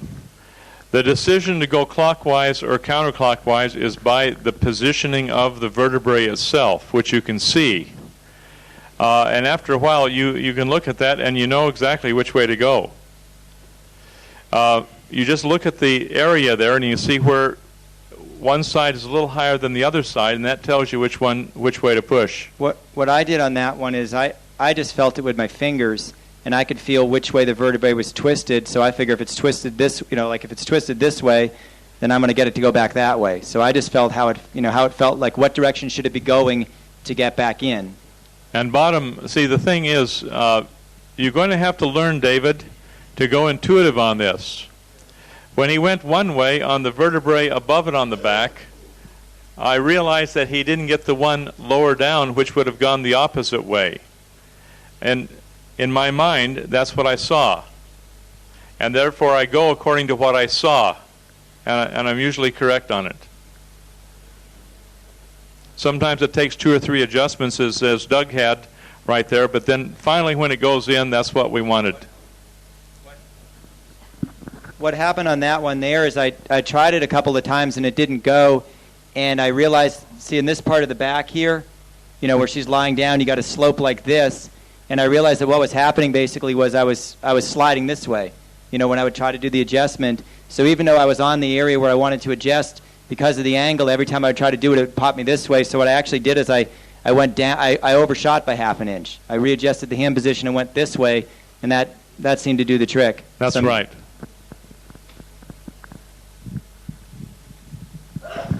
Thanks. The bearing in mind that if you continually adjust these bones, you're really sort of not getting anywhere in the long term. Would it be worthwhile working out some exercises which are good for strengthening the muscles or the ligaments around the back, so that you just have to do it once or twice maybe, but they're building those, they're repairing that back in the long term, apart from the sort of point holding, to so that that back's not going to keep slipping out? I would highly recommend going down and signing up with a bodybuilding place where you can use light weights with many repetitions rather than a heavy weight. Don't get into weightlifting. Get into bodybuilding, and by building those muscles, and those muscles hold those vertebrae in, and they just rarely, if ever, go out.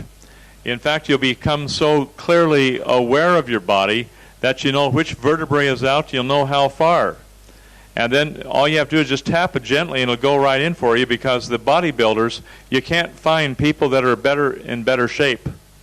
The weightlifters are in far, far better shape than the bodybuilders, because they can run faster, they can jump higher, and they can do about anything physically better than any other athlete.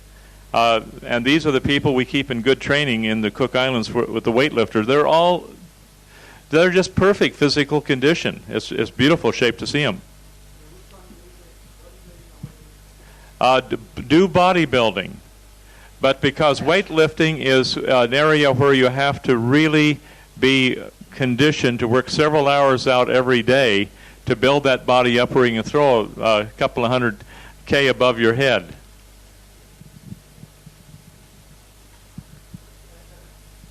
And just one other thing on that, just bear in mind that the exercise itself is wonderful, but it's not going to take care of the calcifications. You're still going to have to get in there and dissolve those.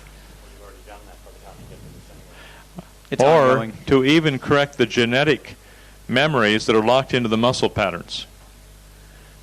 That'll be important also. Okay, Doug? Low back or? Go for it.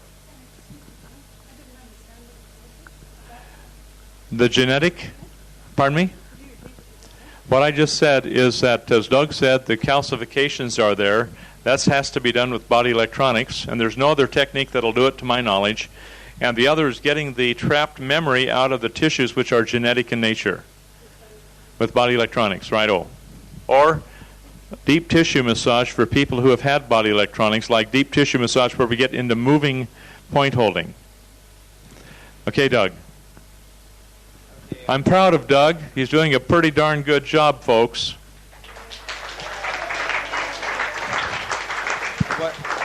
But I'll reserve judgment on the lower back. Well, one thing here for those of you from the States is it's highly illegal for anybody besides a chiropractor or an osteopath to do adjustments in the United States. So I'm usually pretty careful about it, and I don't do it all that much for that reason. I'll tell you one thing, that in the very near future, when everything breaks down, you're going to have somebody in your area that knows how to do adjustments properly, or else there's not going to be anybody there to do it. And we're on the point of a massive breakdown worldwide, and I don't know what's holding things together right now, folks. But when things happen, if you have a person that can do adjustments in your area, that's pure gold as far as you're concerned. Okay, Janine, if you can lie on your side facing me. Andre, where do you live? You've got him in Perth. That's good. Okay. Andre knows how to adjust very, very well. I'm just proud of Sponge. He's learning body electronics. Okay, what you want to do here, you want to get the lower leg straight, and which in this case would be her right leg. I sometimes like to give it a little. The lower leg, is that the right leg or the left leg, Doug? It's the right leg. I'd just like to say something there. I just had my lower back done by Doug a little while ago, and I've been to the chiropractor a bit, and it hasn't felt the same as when he gave that a tug and then adjusted it. So that's interesting because it seemed to go in much better than ever a chiropractor did, just because he gave the leg a bit of a tug. Like John said, I don't make much of an issue out of where the arms are. Like John says, just make sure they're out of the way and the person's comfortable. But I don't know. I don't know if did you teach me that, or did I find that somewhere else? Pulling on the leg. I thought you taught me that. Well, I thought that when you pull on the leg, that's to get all the muscles stretched out, so you don't have to iron them.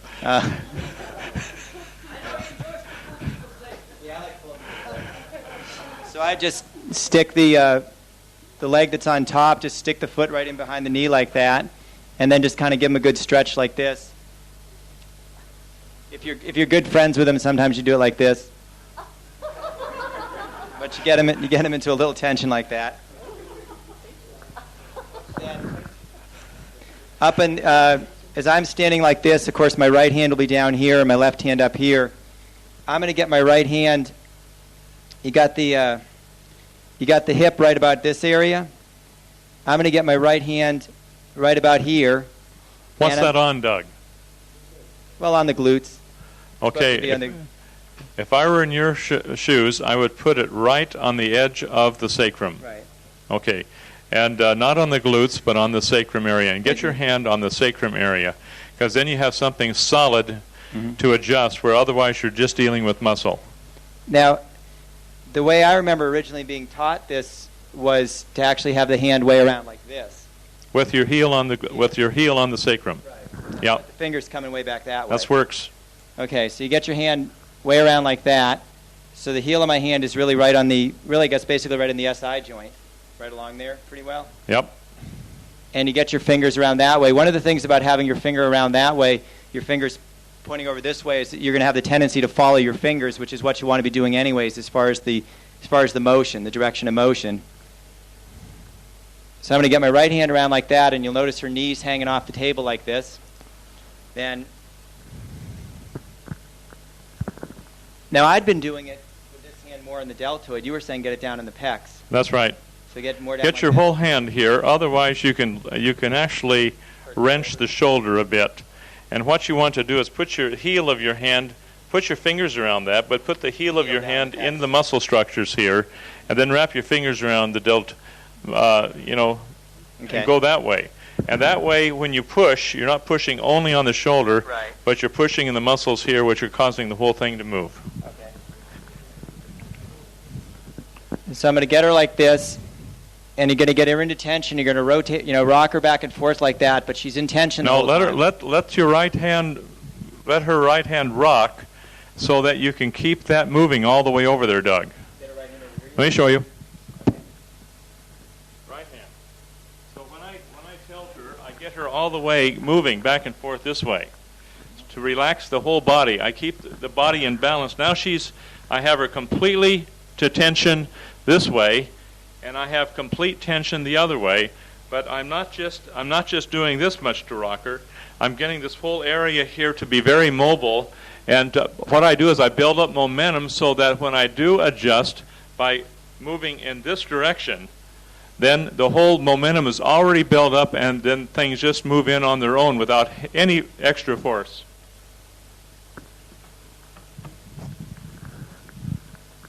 Okay. So that's what we'll do then. Keep the whole body. Keep the whole body moving, Doug. There we go.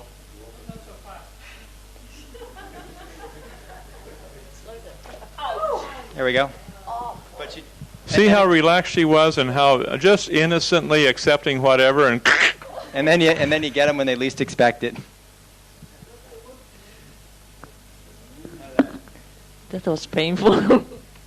Okay, we don't have to rotate the table on this one. We can just have you switch around.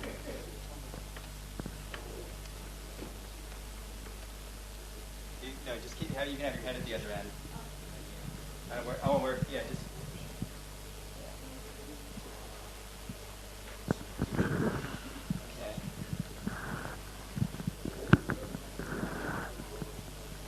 So again, I get the foot behind the knee here. Straighten out the leg a little bit. Pull the leg up just a little higher if you can. Up there just hook her right behind the hamstrings there. Okay, right up there. Good. Okay.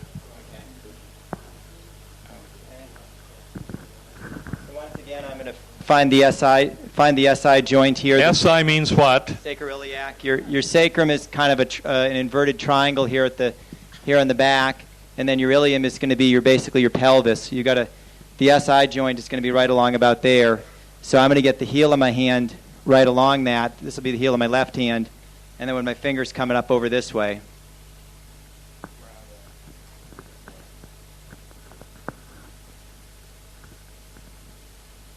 And then as John suggested, I'm going to get the heel of my right hand all the way down into the pectoral muscle so I don't hurt the shoulder. And then just have my fingers laced up onto the shoulder, onto the deltoids. Got her knee coming off the table. Oh, she's already going in there. 2 already. I haven't even got to rock her yet. Okay. There we go. There's one more in there, Doug. Okay.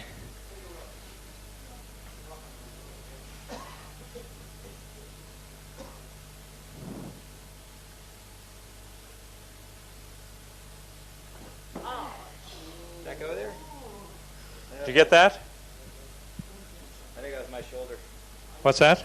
I think that pop was my shoulder. That was your shoulder. Didn't that move down there in the lower back on that last adjustment? I don't know. It was all over cracking. Yeah, it was all over cracking. That was her. Yeah. Okay, lay flat on your back for a few minutes. That was a good adjustment. Okay. Now sometimes you get one adjustment in, then that releases for the next one, that releases the next one, and she went on that one. She went one pop and then another pop just in terms of getting her into tension. Then a third pop the first time I did it, and then a fourth pop so. That's right. My theory, by the way, is most people get into chiropractic because they like the sound effects. They like all these wisecracks they hear. You don't see very many deaf chiropractors. Okay, now you had a question here.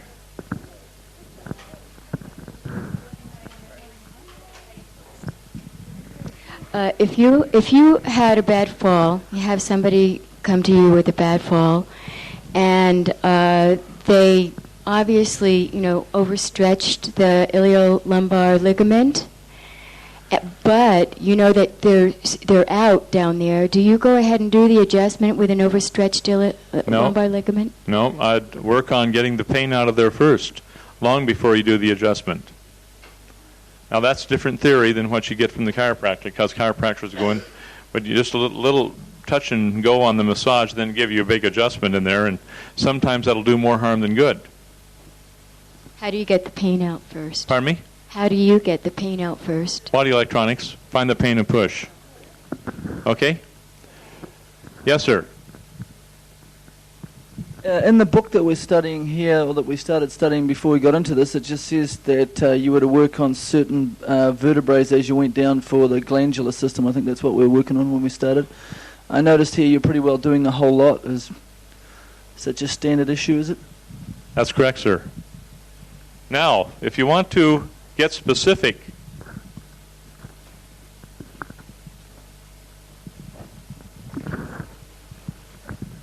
on page 14 of your concept therapy book, page 14, Ian, we got the first lumbar, the first segment of the sacrum, and so on. That's for the first zone. Now the second zone, by the way, the first zone is for what area? Glandular. Now the second zone, and all the information is there in a very well presented manner. You got the sinuses, the lungs, the urinary tract, the bowels, and the skin. Everything having to do with what? Elimination. Here's where you go on the axis, which is the second cervical that you get by the adjustment. And that's the second cervical is quite large, with the bifurcation in that is quite large there. And the third dorsal, and then the 12th dorsal, and then the second lumbar. Just, you don't have to memorize those, just know that they're there where you can find them. So people who have elimination problems of one kind or another, you get all the calcification out of the vertebrae there, the calcification on the vertebrae, and around all of the ligaments and, shall we say, the disc area above and below that particular vertebrae, and work it out. Now, if you want to be more thorough, you work about 2 vertebrae above and 2 vertebrae below each of these to be on the sure side of it. When Anita and I were down and working with Dr. Conroy insisted after a while that everything caused everything, and he says it's not just one vertebrae here, because of the anatomical differences are so extreme that you have to get about 3 vertebrae on either side of the one vertebrae you're working on to ensure that that nerve supply will go back to the organ of your attention. Is this clear? Andre?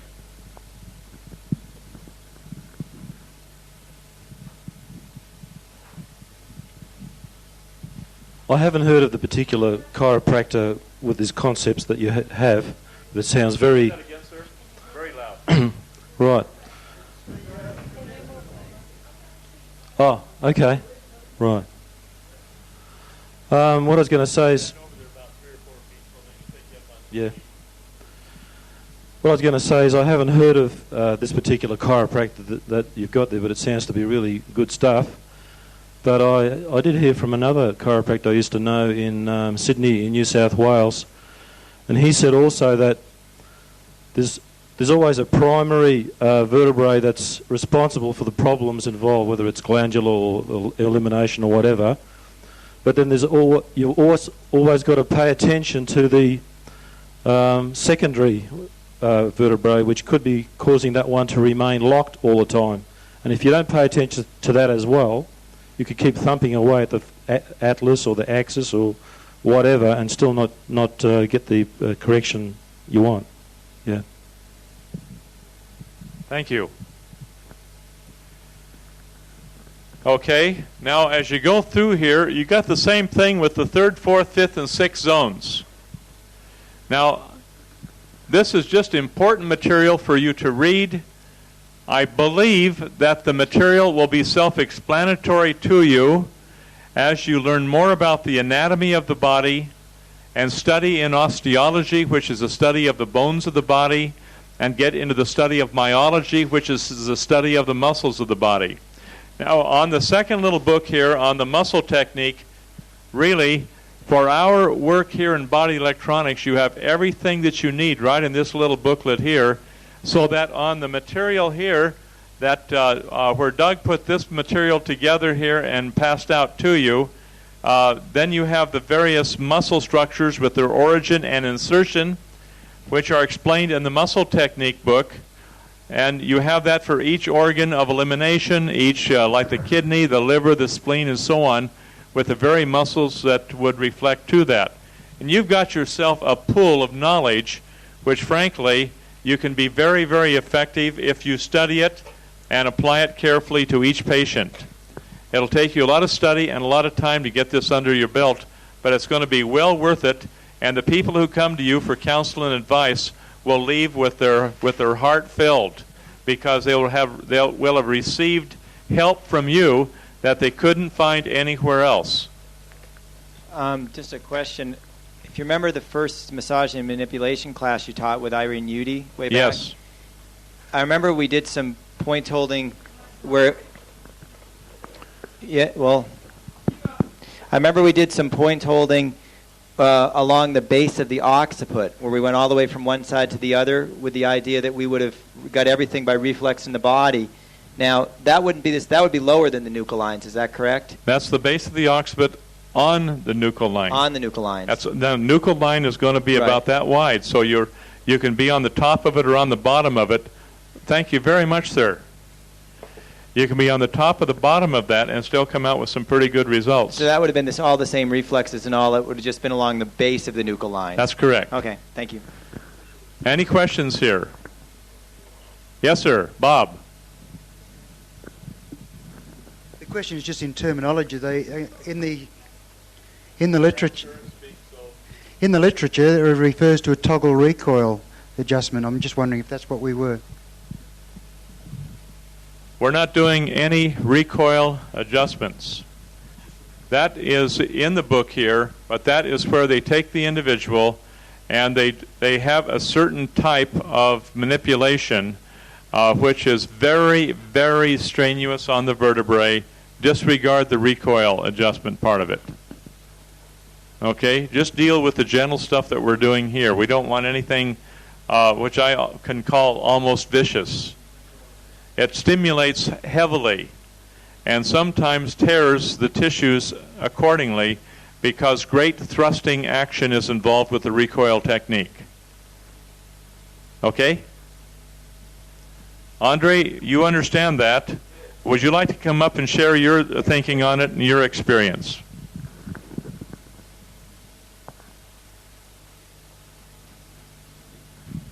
Now, I'm being a little one-sided on this recoil technique. Andre may have a totally different point of view than I have. The danger with high-velocity manipulations, which involves recoil, is that you can very easily tear the ligaments or the muscles and even induce internal bleeding by tearing through the calcified deposits. And this toggle recoil technique where they grab the leg and take it a certain angle and give it an almighty yank, it could cause all sorts of problems in the hip joints afterwards, tearing of ligaments and so on, so I don't really recommend it. I think you can get there with much less force than what they usually apply. Okay? Thank you, sir.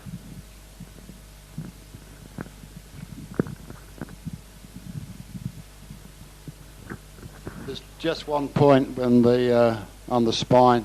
Check that you haven't got an inverted vertebrae before you do any of the Western roll. No inverted vertebrae. What's an inverted vertebrae?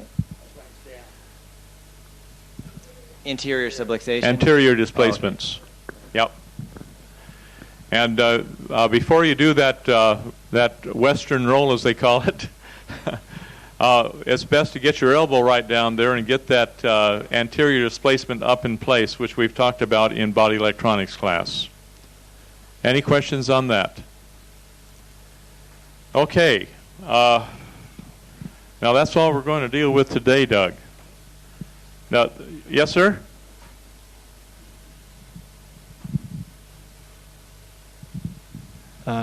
Two questions. I can't. In one area in those notes, it talks about adjustment of the first part of the sacrum. Could you comment on that? And I have another question as well. The sacrum has several parts that are fused together. Okay, around the sacrum you have a number of very prominent points, all of which are very painful and very useful in body electronics. The first segment, which is fused, is adjacent to the fifth lumbar. And that is the segment that they're referring to, the first segment of the sacrum. They're fused together. Pardon me? There's no adjustment there because nothing adjusts. It's just points on that area that you work with and that which are very painful. You don't want to go have real heavy adjustments on those. They just don't adjust. Now you can adjust that whole sacral area, and we'll be covering part of that hopefully tomorrow. Okay? My other question was with regards to the legal side of, in this country, of doing adjustments. Is that a good time to talk about it now? Every country has certain laws that vested interest has seen to somehow maneuver around to get in place, making it illegal for anyone else to practice a certain ploy which one particular organization has. So in Australia, you will find, if you're doing any massage work, that it's totally illegal for anybody to do any form of manipulation work if you do not have a chiropractor's license. Now this puts you in a position, how about the osteopaths? Where do the osteopaths fit in?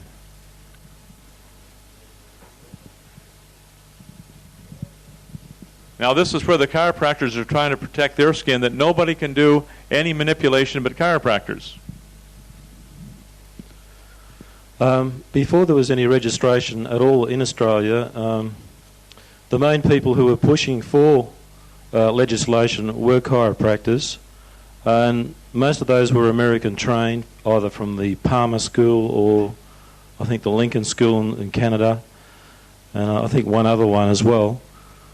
But they almost succeeded in gaining total control over manipulation, so that even osteopaths or anyone else it would be illegal for them to practice. But our Osteopathic Association, not as big as the chiropractors in this country, sort of pushed pretty hard. So we have got legislation that protects osteopaths in every state of Australia except Western Australia. And at the moment we're trying to get legislation through in Parliament. It's already been drafted and ready for its next hearing. Yeah. Now, when people get smart, they will demand freedom of choice in health care. And they won't limit themselves to the powers of vested interests which are able to manipulate the, shall we say, the legislature, and manipulate the and pay high prices to the legal fraternity to get through the laws that they want that protect them and exclude others. But when you have freedom of choice in health care, then you have the right to choose what you need for your own health and no exclusions.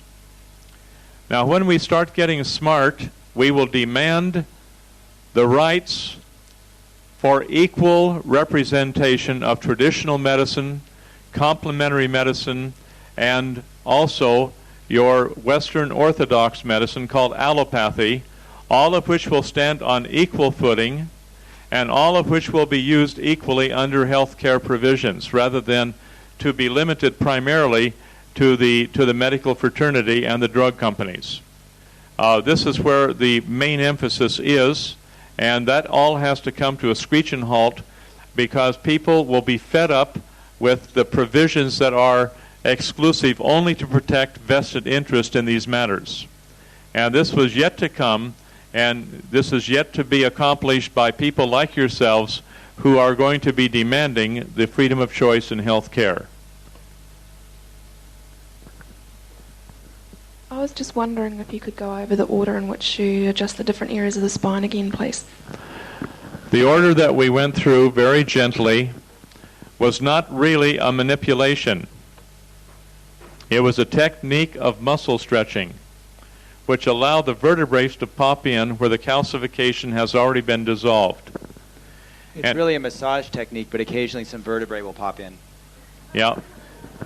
But it's not a manipulation technique. You're moving the muscles in such a way that the vertebrae are then able to move back into place without an invasive type activity of a thrust or what we will call a manipulation. But the vertebrae will move back into place naturally when those muscles are taken to a point of tension and then released. Now, you start in the upper thoracic, possibly between the 4th to the 6th thoracic vertebrae, and sometime to the 7th and 8th, and get all of those in. That is the key that I have found over the years seems to unlock the rest of the spine. And then what I have found seems to work the best is to work the upper thoracic area using the adjustment with the person face down, and then working on that adjustment that we used, Nikki, on the upper thoracic area, which goes usually lower cervical sometimes go in on that, and the first 4 thoracic vertebrae. After those are in, then you give a person a little bit of rest in between, maybe 4 to 5 minutes of rest each time you adjust them, and then you go down to the lumbar area and make sure that that is in properly. And then after they have had a good rest, then you can begin working on the cervical area, and you simply place the upper cervicals in, and when the upper cervicals are in, if the palmar school is correct, then the rest of the vertebrae will relax, the muscles will relax, and you'll find that the vertebrae will then, with the next, shall we say, adjustment or manipulation, that will fall into place just naturally with a minimum amount of adjustment. You just move the muscles to tension, and the vertebrae will slip into place. Doug, anything you want to say on that, sir? Well, just to reiterate what you said a couple days ago, we're not trying to train, here to be chiropractors or osteopaths. We're not trying to handle the difficult ones and the real extreme cases. We're just trying to learn some very, very basic techniques that will work for most people in most situations. And we're not trying to force anything here. If it doesn't go in with a fairly moderate amount of force, then leave it alone. I mean, we're not here to try to force anything in. It's just we're going to get the things that are relatively easy to go in. Okay. Now, that's all I have on that. How are you fixed up here for our... You got lineups, but what about... Kyle, you have something, sir? I need to present, I feel very strongly I need to present some more information on the legal side of this, and I've looked into this in a little bit of depth. Could I do that now? You want to talk about that? Go ahead. I'll just tell you a story. One of my teachers runs a massage school. He's very skilled in manipulation of the soft tissues, and he studied osteopathy to quite a high level and gotten the relevant bits of paper. But he's pestered by the, I won't say who he's pestered by. He's pestered by certain vested interests on the phone who ring up and ask very conspicuous questions with regards to his activities. And they always seem to ask, well, are you moving bone? Are you affecting bone in any way? And he's continually harassed. He's been subpoenaed, well, almost subpoenaed twice. And he's actually ended up suing the Chiropractic Association, or telling them that he had a court date ready, and so they quickly dropped everything and apologized. But they're quite possessive at times. Now, the law in this country, he has a what do they call those very high level QC? Yeah, he has a QC doing his research for him. And the Queen's Counselor, very high level solicitor or lawyer. But so they're very well informed. And the situation used to be that if you were, for example, you may end up affecting bone, but you weren't charging for it, and so on. So then that would be considered at one stage in the history of the development of the legalities, that would have been acceptable. Where that was just sort of a friendly turn that you did on the side kind of thing to help a person. Now there was one gentleman who in 18 months, he ran a massage school, I think he was in Townsville. He did one neck adjustment to help a person, I think they had severe headaches, and that was in his massage class. And he didn't do manipulations often, but he'd been trained in it. About 18 months later, he did one lumbar roll for a lady who had I think she had severe pelvic problems with her menstruation. He was prosecuted They have a prosecuting barrister. They pay $2,000 a day. So if they prosecute, they're usually fairly sure of what they're doing. They know they're going to win. $2,000 a day is quite a bit of money. And he's in jail. And he didn't do any damage. He helped the people. And just the information got leaked. The people were very happy with him. They weren't even trying to be malicious. They were happy. But the word got out. Now, the legal situation in this country has since changed to where the legal definition of what you can call a service legally has been altered after a precedent that occurred 9 months ago. And so the current situation is you're providing a service technically whether you're charging for it or not. In other words, if it's in any way linked to your professional capacity in anything close to what you're doing, you're providing a service, and then you then fall under a set of legalities that are relevant to that. So everyone will be individually responsible now for looking into the legalities in this country. For those who aren't aware, just a quick update on the massage legalities. If you expose breast tissue in men or women at this stage, you are legally liable. Okay? Men or women, you're legally liable at this stage in the writ of the Australian law, as it's been allowed to be written through our own apathy or ignorance of it. The other thing you might want to know about, if you do effleurage superiorly on a spine from the sacrum up towards the head, you are legally liable. That's no longer... What? If you do a superior effleurage on a spine, you just push it up the spine like that.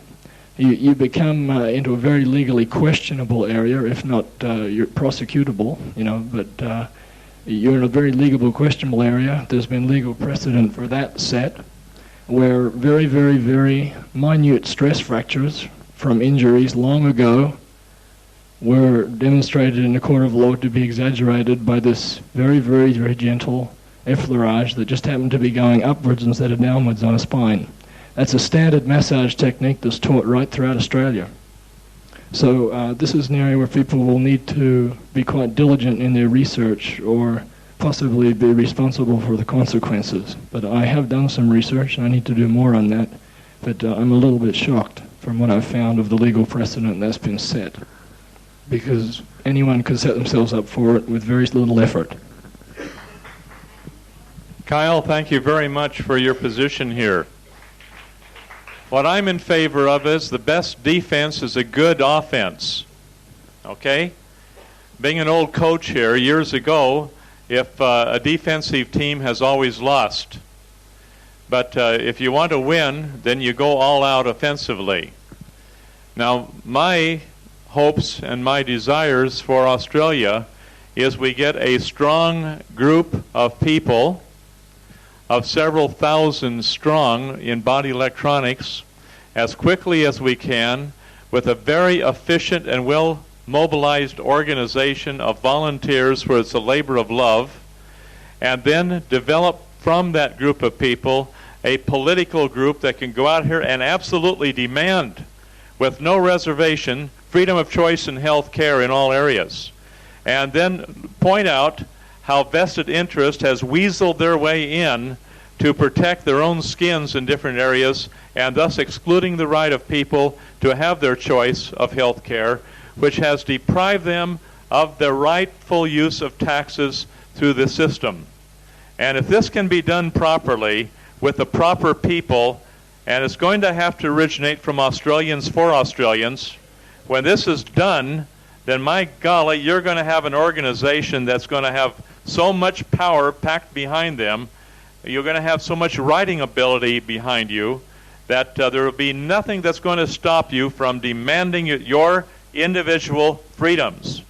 And when people who are so much into alternative medicine now, you're riding the crest of the wave, and now is the time when you don't back down to God or anybody pertaining to these matters. You demand those freedoms that are rightfully yours, and just absolutely spit in the eye of anybody who deprive you of those freedoms, court costs, court, jail, or whatever. If somebody goes to jail over this, they don't want anybody going to jail. They want to stop people from practicing. But if somebody goes to jail and attracts a hell of a lot of publicity, and people are able then to go out here and really put the pressure on them, then we might have a sacrificial lamb now and then. But if we have a sacrificial lamb, I want you to know the food's good. Pardon me? I didn't hear you. It's not pointed. It's not pointed. The mic is not working? Can you hear me back there? Okay. Now this is the thing that I want you to look at very carefully. Don't back down, don't give up, and for Pete's sake, don't give in. When you take a stand, you take the knocks. And be willing to take the knocks, but do it collectively and support one another in this area. And I'll tell you, the opposition who are protecting vested interests, they're paid large sums of money to put people down so that they don't practice alternative health care. And if you're squeamish in the area, then they're going to nail you. But when when they're united, they'll leave you alone because they don't want to create too much bad publicity, which will reflect negatively back upon them. So if you're strong, they'll leave you alone. And if you're offensive, you take an offense on a very strong position, a well-researched position, where nobody can fault you in the knowledge that you put out to the public. And that's what you're going to have to do. And this is why I do hope, without being intrusive in any way, I do hope that the Australian organization literally becomes a strong, powerful, political organization downstream after you very quietly organize the numbers and get the numbers involved and start educating them properly. And this is going to take a labor of love and a little bit of sacrifice on people's time to do so. But it'll be well worth it in the end run. Any questions, comments? I'd like to hear your comments. Anybody? Sama?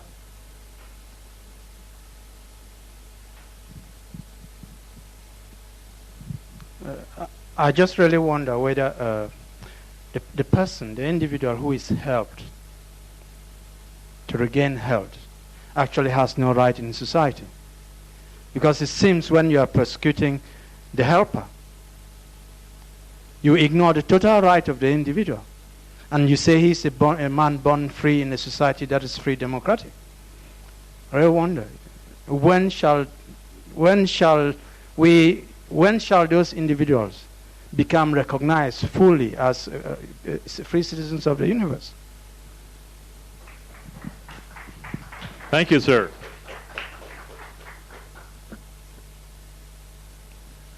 Okay. Ron? Just quickly, I wonder if we could fight the legal fraternity in their own fashion by having practitioners or people like myself and people in the hall have a waiver form of some legality drawn up that could be signed by patients who are on tables. I wonder if Kyle would like to comment, would that get around the problem? You're still breaking the law, whether you have a waiver or not. Okay, thank you. If I sign a waiver saying that it's okay for you to murder me, that's not going to really protect you very much in court. Sometimes I feel like you do. Okay, Doug, you're on. Okay, we have the ear candling class tonight, though. What time is the ear candling class tonight? At 7? 7:30? Okay. It's about 3:45 now. It'll take about 3 hours to finish up a lot of this stuff. And the rest we can get started on. If we get in the middle of something, we can sure stop in the middle and pick up tomorrow, can't we? Okay. I think you're at a point now, after you get through a cranial, you're safe, really, in stopping where you are in point holding and then moving on tomorrow, because you know what you're doing now. You're not in the middle of a healing crisis you can't get yourself out of. We just pick up tomorrow and we continue on. So what I do... Pardon me? Okay, good. I'd like to have Gary talk just a brief bit here on the importance of getting that nose completed, and I'd like to have Gary give his experiences here on this, because we had a very successful completion of a nose job. Gary, would you speak to us, please, and explain in detail, as an instructor, what had to be done, what you did, and what the end results are? I've had a broken nose. I've had it broken quite a few times since I was 18, and I haven't been able to breathe properly out of the left nostril, and I can today, which is quite wonderful. And if you think that I thought that the rest of the cranial was quite painful, but this was about a tenfold over the top of it. My face was literally on fire. It was right around the eyes, right up the suture here. At one stage, my lips were ice cold, and my palate, I'd had a glass rammed up through that. So I re-experienced that.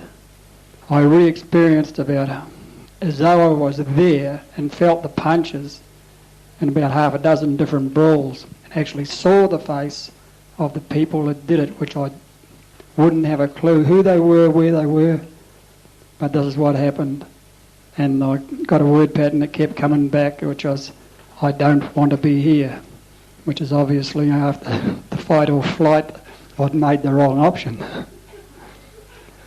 But after an hour and a half of excruciating pain, I've got a reconstructed nose. I think it's quite wonderful. I had a bit in here that I stuck my finger in, there's a big dent there, as though the bone had broken away and gone somewhere else. And now I've got a solid piece of bone in there. And this is, Keith did a very good job of just two thumbs either side, straight in with as much pressure as he could. And, it burnt. I saw the violet fire. I held it on there. And that's how reconstruction takes place. It is well worth going through. Thank you. That's wonderful, Gary. We have a very happy young lady here today, and I think Irmgard would like to share this with you. Irmgard, would you take just a moment and explain what's going on with you? Approximately 20 years ago, I had an operation on my left knee. And it was not too bad. I could walk with it. I could do a lot of things, but very often I had problems. And it was really like an egg, swollen thing behind the knee. And then I couldn't walk. I couldn't walk a bit. And also on our property, we are growing flowers. And it's uneven, and sometimes it was very hard to work. And when I had the chance to tell about this special problem I had, yesterday I got a point holder, and then I was told I had no point holder for the knee, and I was a little bit sad, and I was outside on the table. For the pallet I had the thumb in my mouth of a person, and all of a sudden summer arrived. He didn't say anything. He just pulled off the blanket of me, grabbed a pillow and started to touch my knee, and I thought, oh, what's going on? He didn't tell me anything, and was asking, what are you doing? And he didn't say anything. And then I realized he was going to holding my knee, and I was asking him, is it true? And he said yes, and I really couldn't believe it. I was very happy about that. And those who know Sama might know, he starts from 0 to 100. He goes just in with his elbow into the knee, and it was so painful. And I said, Sama, why are you working so quickly? And I said, it's so painful. And he was looking with an absolutely innocent face, and he said, enjoy the pain. And I said, okay. So, and he is like a locomotive. You can't stop him. So he was always there with all the power he could give me, and he did it. And the pain was growing and growing, and it was good. I enjoyed it. I was very happy with it. And then all of a sudden, the pain was so immense, and I could feel and I could see a thing moving in my knee. It looked brown, and I thought something would come out, but I was watching it. And then the pain was so immense, I couldn't bear it any longer, And at the same time, I realized he had no longer the elbow on his knee. And you know, when you are on the peak of the pain and one takes off his thumb or elbow, then the pain grows even more. And I was crying. I was saying, Summer, what have you done? Why did you take off the elbow of my knee? And he said, I didn't take it off. And I looked, I said, but your elbow's off. And he said, it was pushed from inside. And then I realized that thing I could see and feel inside of my knee coming was one bone or more bones, and so something was going on in the knee. And he later told me his elbow was pushed 3 times off of my knee. And I was very happy with that, and I think, oh, thank you so very much. And now my knee is so much better. I can't touch the point where Summer had his elbow. But both knees are now very, very similar. They are still a little bit different, but very similar now again. I don't know what happened, whether only there was a movement and there is another, the bones are now in another position or whatsoever, or whether a bone grew. I have no idea, so I would need an X-ray to find it out. And I only know it's by far better. And another result is both feet, when I was walking them later, the first thing I found out, both legs have now the same length. Since the operation, the left leg, where the operation was a little bit shorter because they have fixed the things together.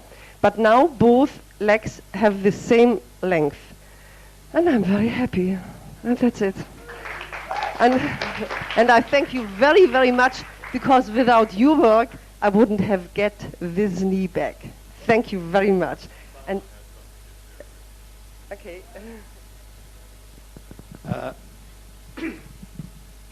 To me, I really want to thank God for that experience yesterday, because sometimes when one becomes very intellectual and without having the experience, it's total nonsense. I just went there and I knew I was just going to do something, and then just within about 1.5 hours, I realized my elbow was being pushed out. It's as if a bone grew from nowhere, poop, poop, poop, and then my hand was no longer inside in her elbow, and there was nothing I could do. I pushed and she didn't feel anything. I pushed, she didn't feel anything. Then I said, and at that time she was crying because the pain was so much. I said, but you've reconstructed your elbow. It's time for me to go. And about 10 minutes after that, it paused, and then I left. It was wonderful.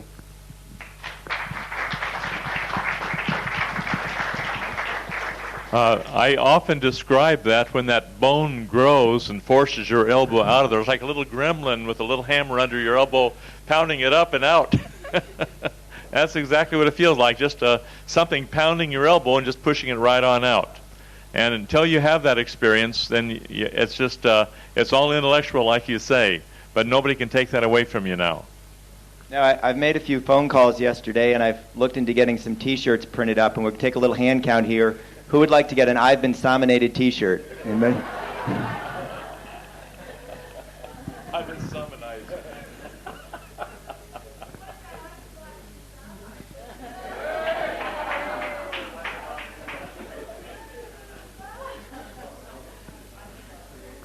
Or just I've survived Sama.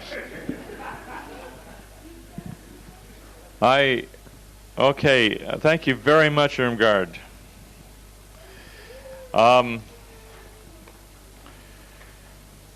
We have a number of things we do have to do a little cleaning up on. Brendan Fox, are you ready for your presentation, sir?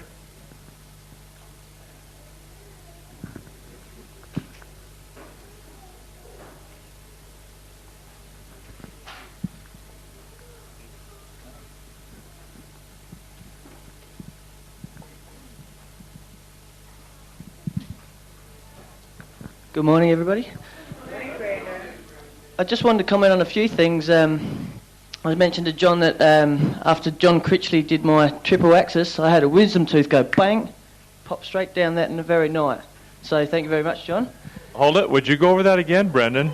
A little more fully. We had a few eyes just pop out then. I don't want them to remain there. Okay. John Critchley did my right side triple axis, and there was a reasonable amount of pain there, which he lovingly and willingly helped me to accept. And that night, I woke up in the morning and I had a wisdom tooth that I didn't have the night before. It just popped down, bang, straight like that. So thank you very much. Upper right wisdom tooth, exactly where the pressure and all the pain was. Okay, another subject I wanted to comment on was just to elaborate a little bit on what Kyle said about the laws around Australia, the various laws regarding different things. It's been my understanding that the laws vary considerably from state to state. So when somebody's talking about Australia, which part of Australia are you talking about?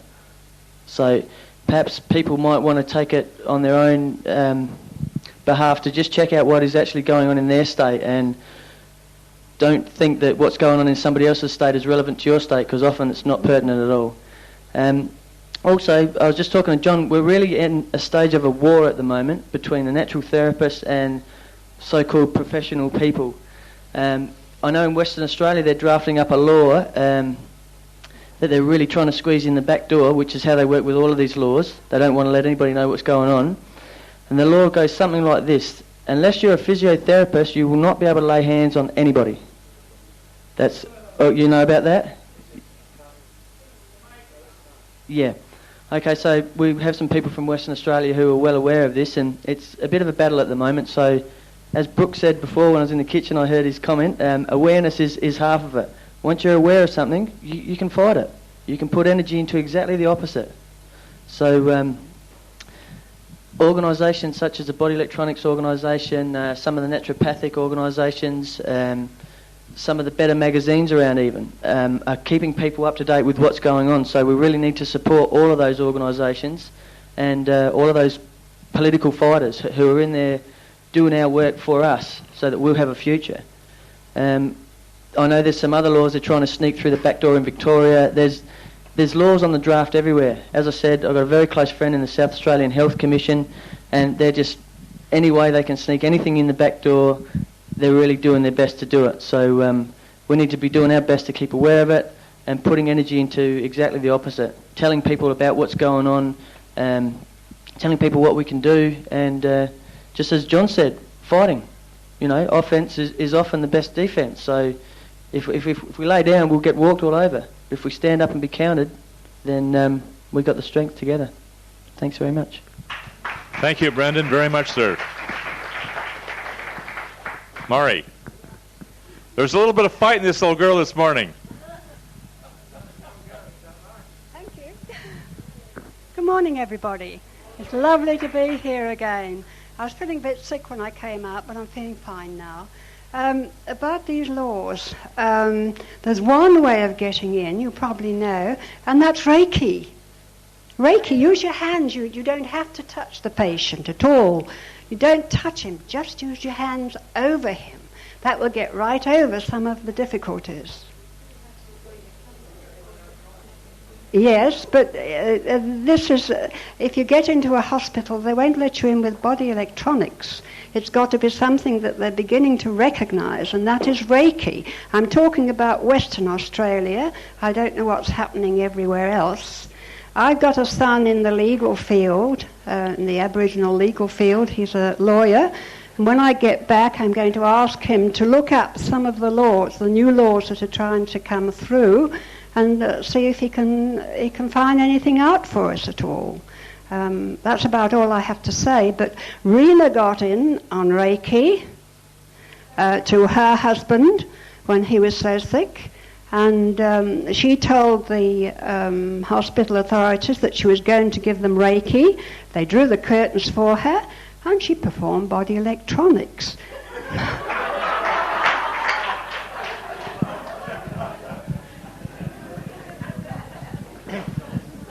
I just want to add a little bit to that.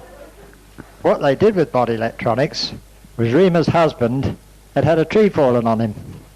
He had 2 broken ribs, broken pelvis, and I think a couple of crushed vertebrae. Is that about right, was it? Anyway, prognosis was a minimum of 6 months in hospital. Could finish up in a wheelchair. Guess what? 9 days later, he walked out on crutches. So, that's what you could do with Reiki. Body electronics.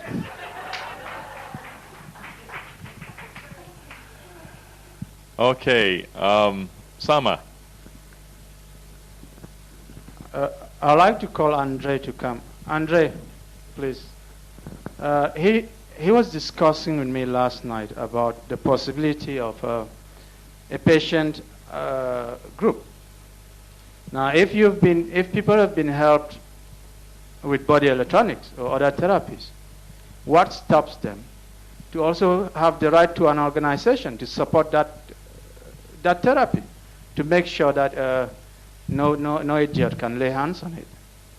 And I think it's an idea we should actually put on our minds and not miss the opportunity to at least to tell our patients at some stages, depending on how you see the patient, about the possibility of them not even being able to have the opportunity to be given that treatment they are having at that moment, maybe 5 or 6 months down the line, and let them think about what they can do to actually, if they wanted to keep it.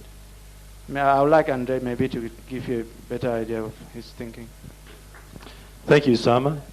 What we were discussing about was perhaps having two organisations like Body Electronics represented throughout Australia, but also to have another one set up which is a patients' association which can contain people who have been receiving benefits from body electronics, and also anybody else that's received benefits from osteopaths, chiropractors, naturopaths, and so on, to form a sort of separate consumer group or lobby group.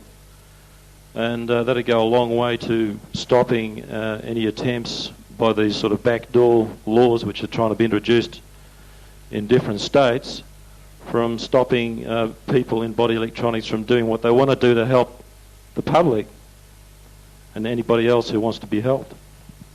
That's my suggestion. Very good idea. Thank you very much, sir. The way I look at it is that if we love the resistance and see ourselves on the tree as the fruit ripening, one day we'll be ready to pick. Just one comment I would make is that it's ridiculous enough that the government feels like it can interfere with your freedom of choice in health care. I mean, just the fact that they feel like they can stop you from seeking out the services of a person of your choice and, making it some sort of contractual arrangement with that person and whatever and all that, that's ridiculous enough that they think they can interfere with that. But to me, the idea that they would actually presume to be able to interfere with say a husband and a wife or relatives working on each other or friends working on each other, to me that's an utter abomination that they would even think that they could have any. I mean, why on earth does Rena even have to draw the curtains? How on earth can any authority presume to have anything to say on what she and her husband decide to do to help his condition? That's a total abomination in my mind. Back in good old Alberta, where I come from, we have 20 massage schools. This is more massage schools than there are in the rest of Canada. For some reason in Alberta, we're very resilient and we push. And they have tried to abolish massage, but there's just too much power. But something that occurred is that if you don't say exactly what you're doing, say for instance, I'm working on this person's health or anything like that, provided that you don't actually directly say that you're doing anything specific for their health or what they're doing, you can just say, I'm having a meeting this weekend for people to come over to discuss new ideas and new thoughts.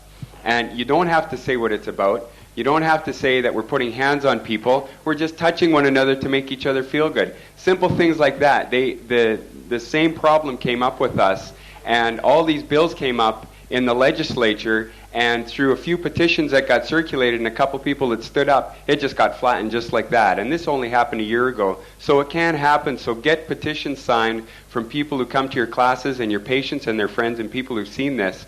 And there's going to be someone who's going to walk in one day and they're going to put it all down, and this stuff will just melt away like nothing. So know that, like Doug just said, that they can't stop us from doing what we want to do. So you might have to conduct your wording a little differently for the time being, but this stuff just will not happen with this government control.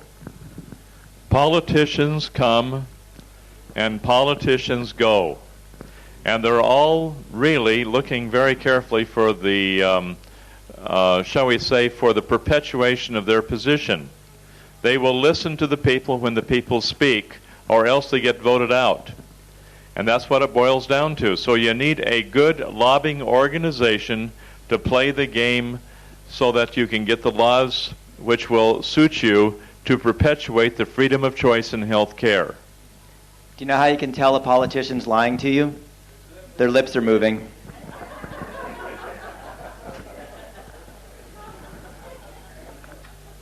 I am noticing one thing that is going on in the world. I shouldn't say Western world, but in all over. And among those in power, among the doctors and so-called healers, somebody said, and it is fear, because they know they are losing. And the alternative part, that is us here, we're growing. With that confidence, they're like drowning and they're going to hold onto every little straw. And what I realize is that we just, like John mentioned the other day, we've got the power in the knowledge we've got. So our weapon would be to study, to know what we are doing. And in that case, even if you were blessed to be thrown in jail, there you have the greatest audience of people that you can really convert. So there's nothing that they can do but just change you from one situation to the other. So whatever we do, we're doing it right. But before we do that, we've got to have our weapons all properly prepared, and that is in our knowledge, which they're really helpless in it. Like Marie was talking about Reiki, we can heal people anytime, anywhere. As a matter of fact, there's just no stopping us. I mean, with that, we know we're just going on. Thank you, Esther.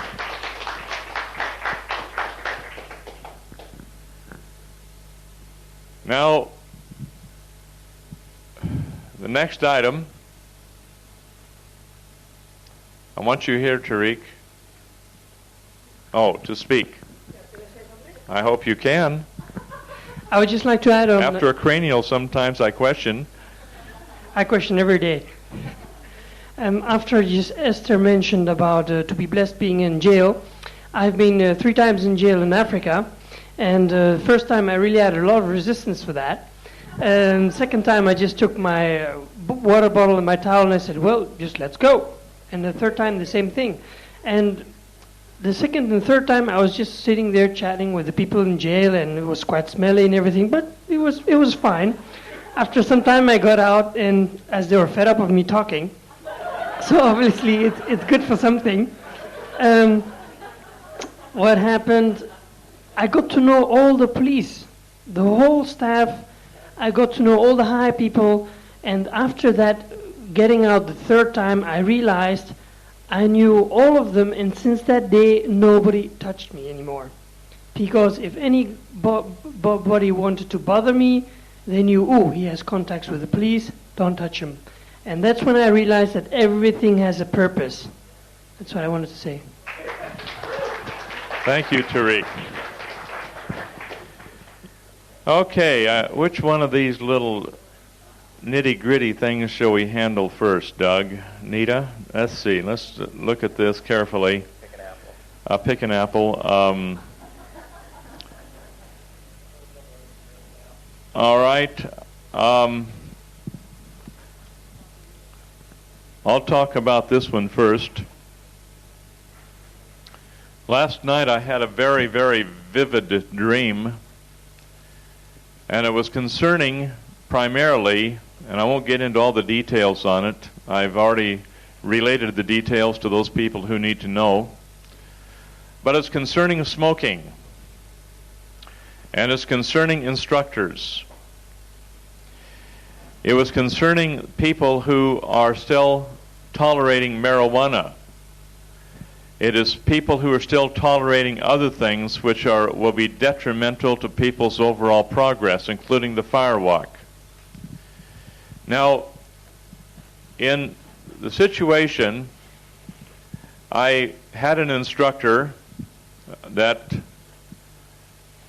was very well-trained instructor, and they had returned back to their smoking habit, which they had had for years, being both tobacco and marijuana.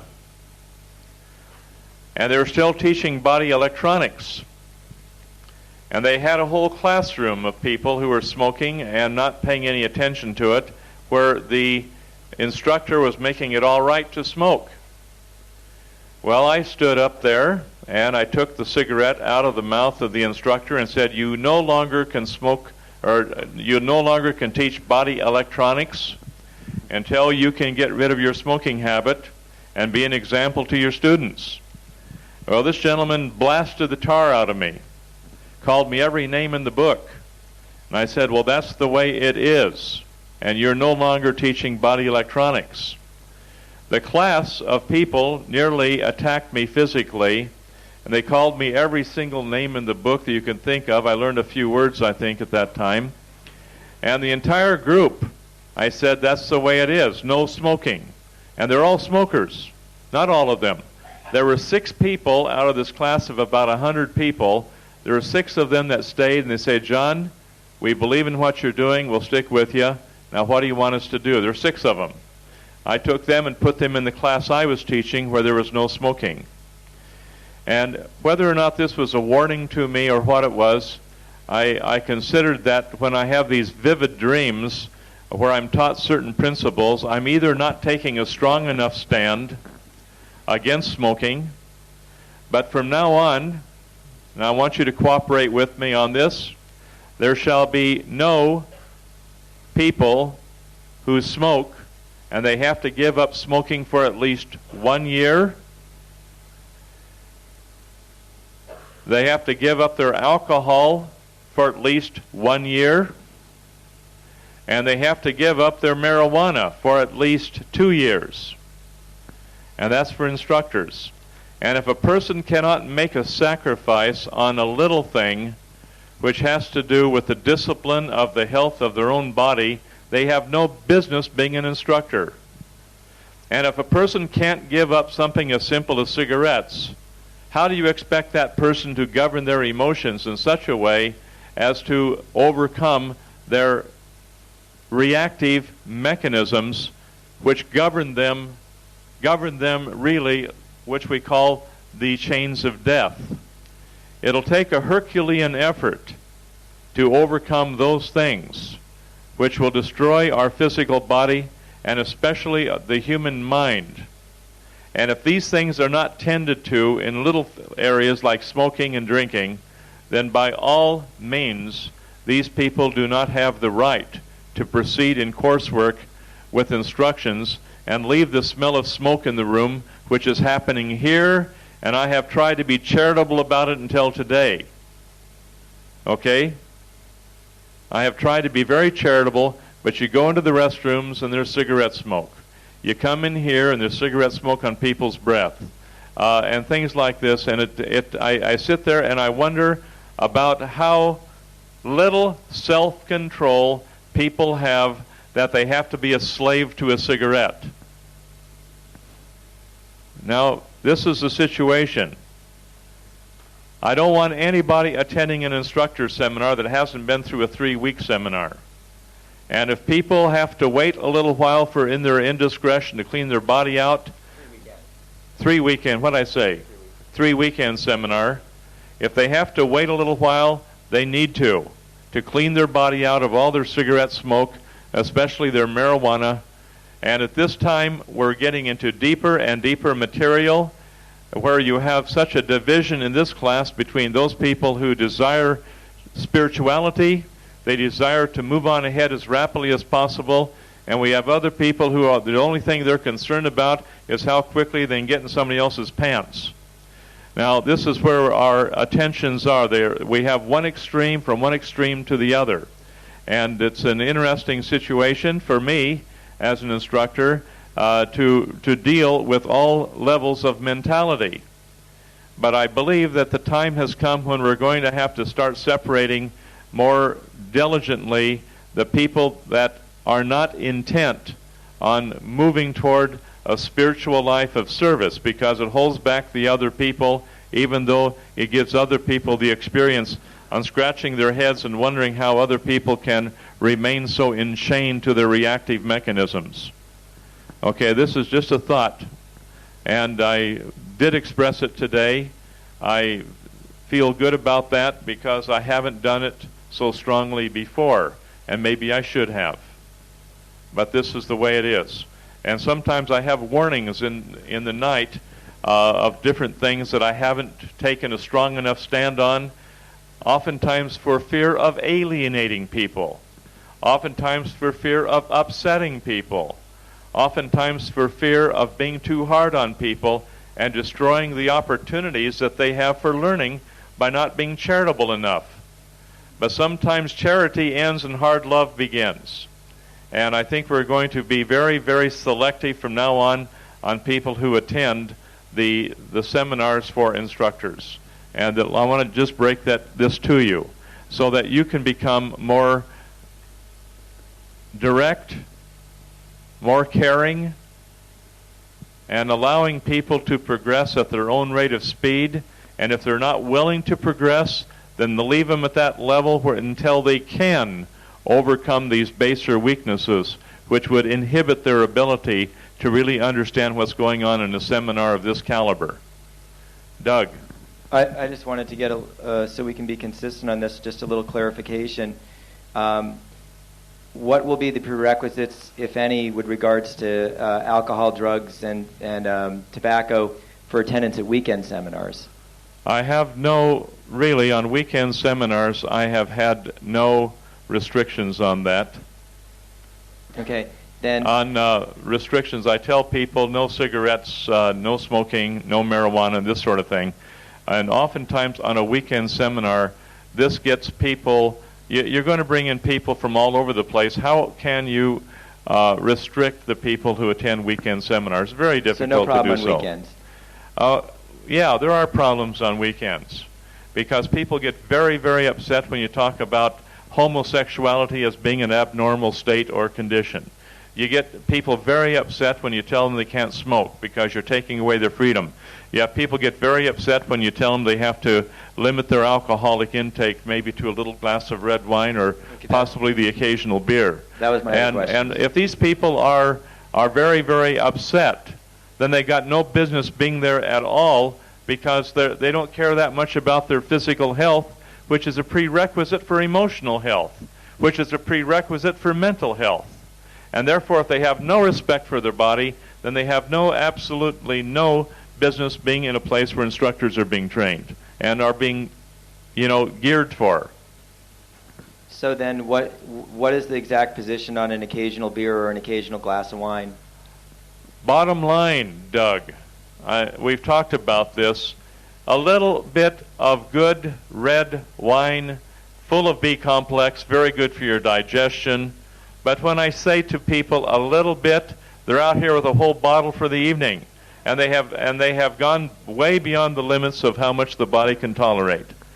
If I tell people one glass of good homebrew beer is healthy for you, it's full of B complex, it's full of a lot of good healthy material, and the body is certainly able to assimilate the alcohol from one beer, then frankly, a person goes and I've seen a lot of guys get together and they each down about 20 bottles of beer in one night. Chemical beer, which is very harmful to the body. Now, a little bit of good common sense fits in here. And I think my spiritual teacher one night, he was under a tremendous amount of stress, and he walked into my kitchen, opened the refrigerator, found a great big bottle of red wine in there. He brought that thing out and he poured himself a glass this deep in that red wine and drank the whole thing down. And I looked at him And I looked at him again, and he smiled. He said, "That's good wine, son." And that's the way it was. And just about a week before, I heard him damning a whole bunch of people for drinking too much. And so it's a situation here where the word too much, what does the word too much mean? Okay. And this is where I think we ought to be very wise in our dealings with these things. But cigarettes remain a part of the body. Marijuana is an absolute no-no. Any type of your recreational drugs like ecstasy and heroin and these things are absolute no-nos. I just want to be clear on it, and especially in terms of what's going to go on the written material that's going out as well, as far as prerequisites. Okay, just no smoking will turn a lot of people off because nobody's going to control me. Nobody's going to tell me what to do. Well, guess what? I am going to tell people what to do, and I have the right to who I want to teach. And if I don't want to teach a bunch of smokers, that's my choice. Okay, that brings us to another subject.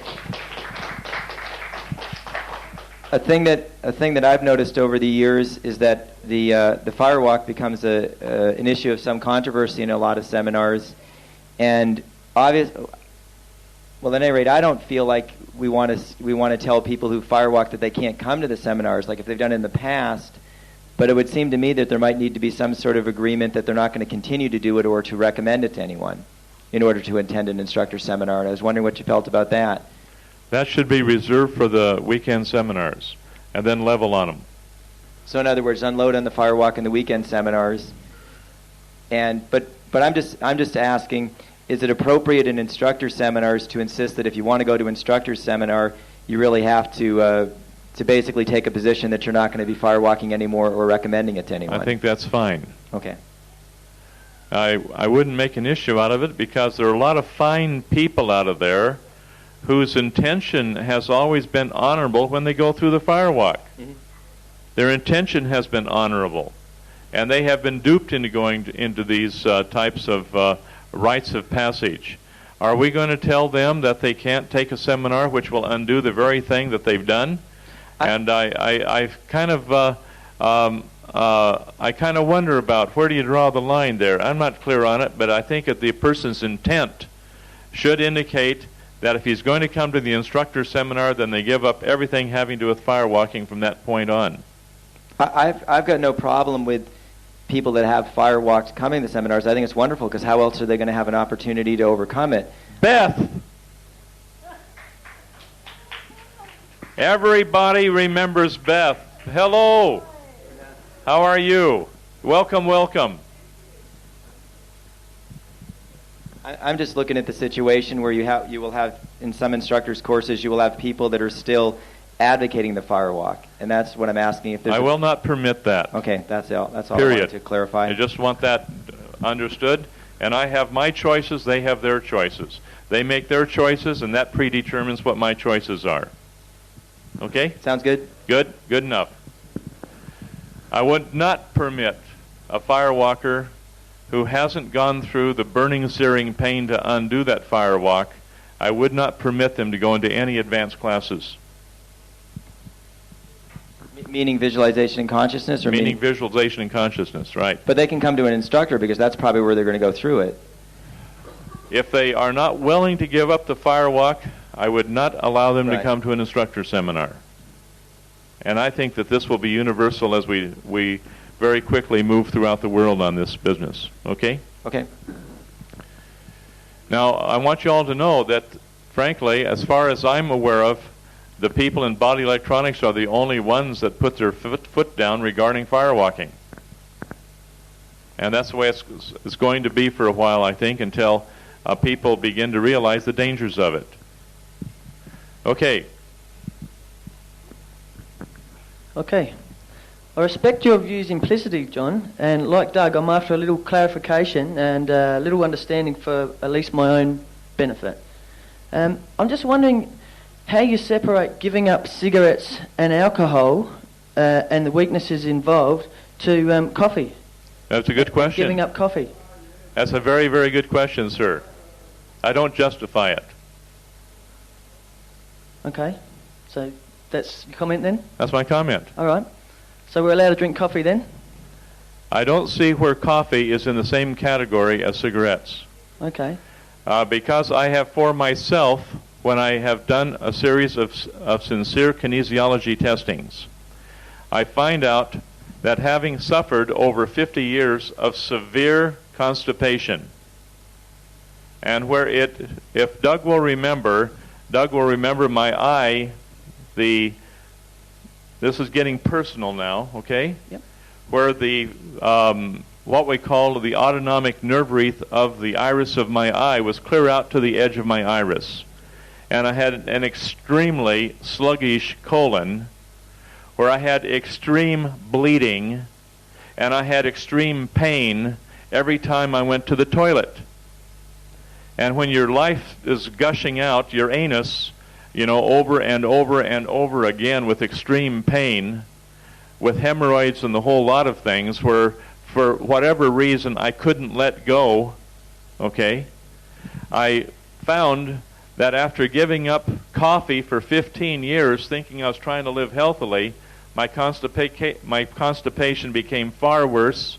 I finally went back to a cup of coffee, and things started to move properly, where I didn't hemorrhage every time I went to the toilet, where I didn't rip myself to pieces with stools that were so large that they didn't fit the anus, okay? And I could have a smile on my face during the day rather than walking around with severe pain in my rectum. Now, for people that haven't done that, people who suffer from that, I have nothing but sympathy for. Not empathy, sympathy. And it's all right to have sympathy, because I know what hell they are going through with their severe constipation, because I've been there. And if it takes a little bit of coffee to give me a nice smile on the face in the morning, I will have my coffee. Okay. As a medicine. And I'm not going to have to justify that to anybody. I'll have a little bit of coffee and everything works for me. But when I don't have a little bit of coffee, if I have prune juice, that won't work. If I have warm water, that won't work. If I have tea, that won't work. If I have a little bit of coffee, things run smoothly. And so I don't make an issue over those things. Now, if the old folks want to have their coffee, I don't take it away from them. Now, don't get after me because I have a cup of coffee, because I'm not getting after you for what you eat.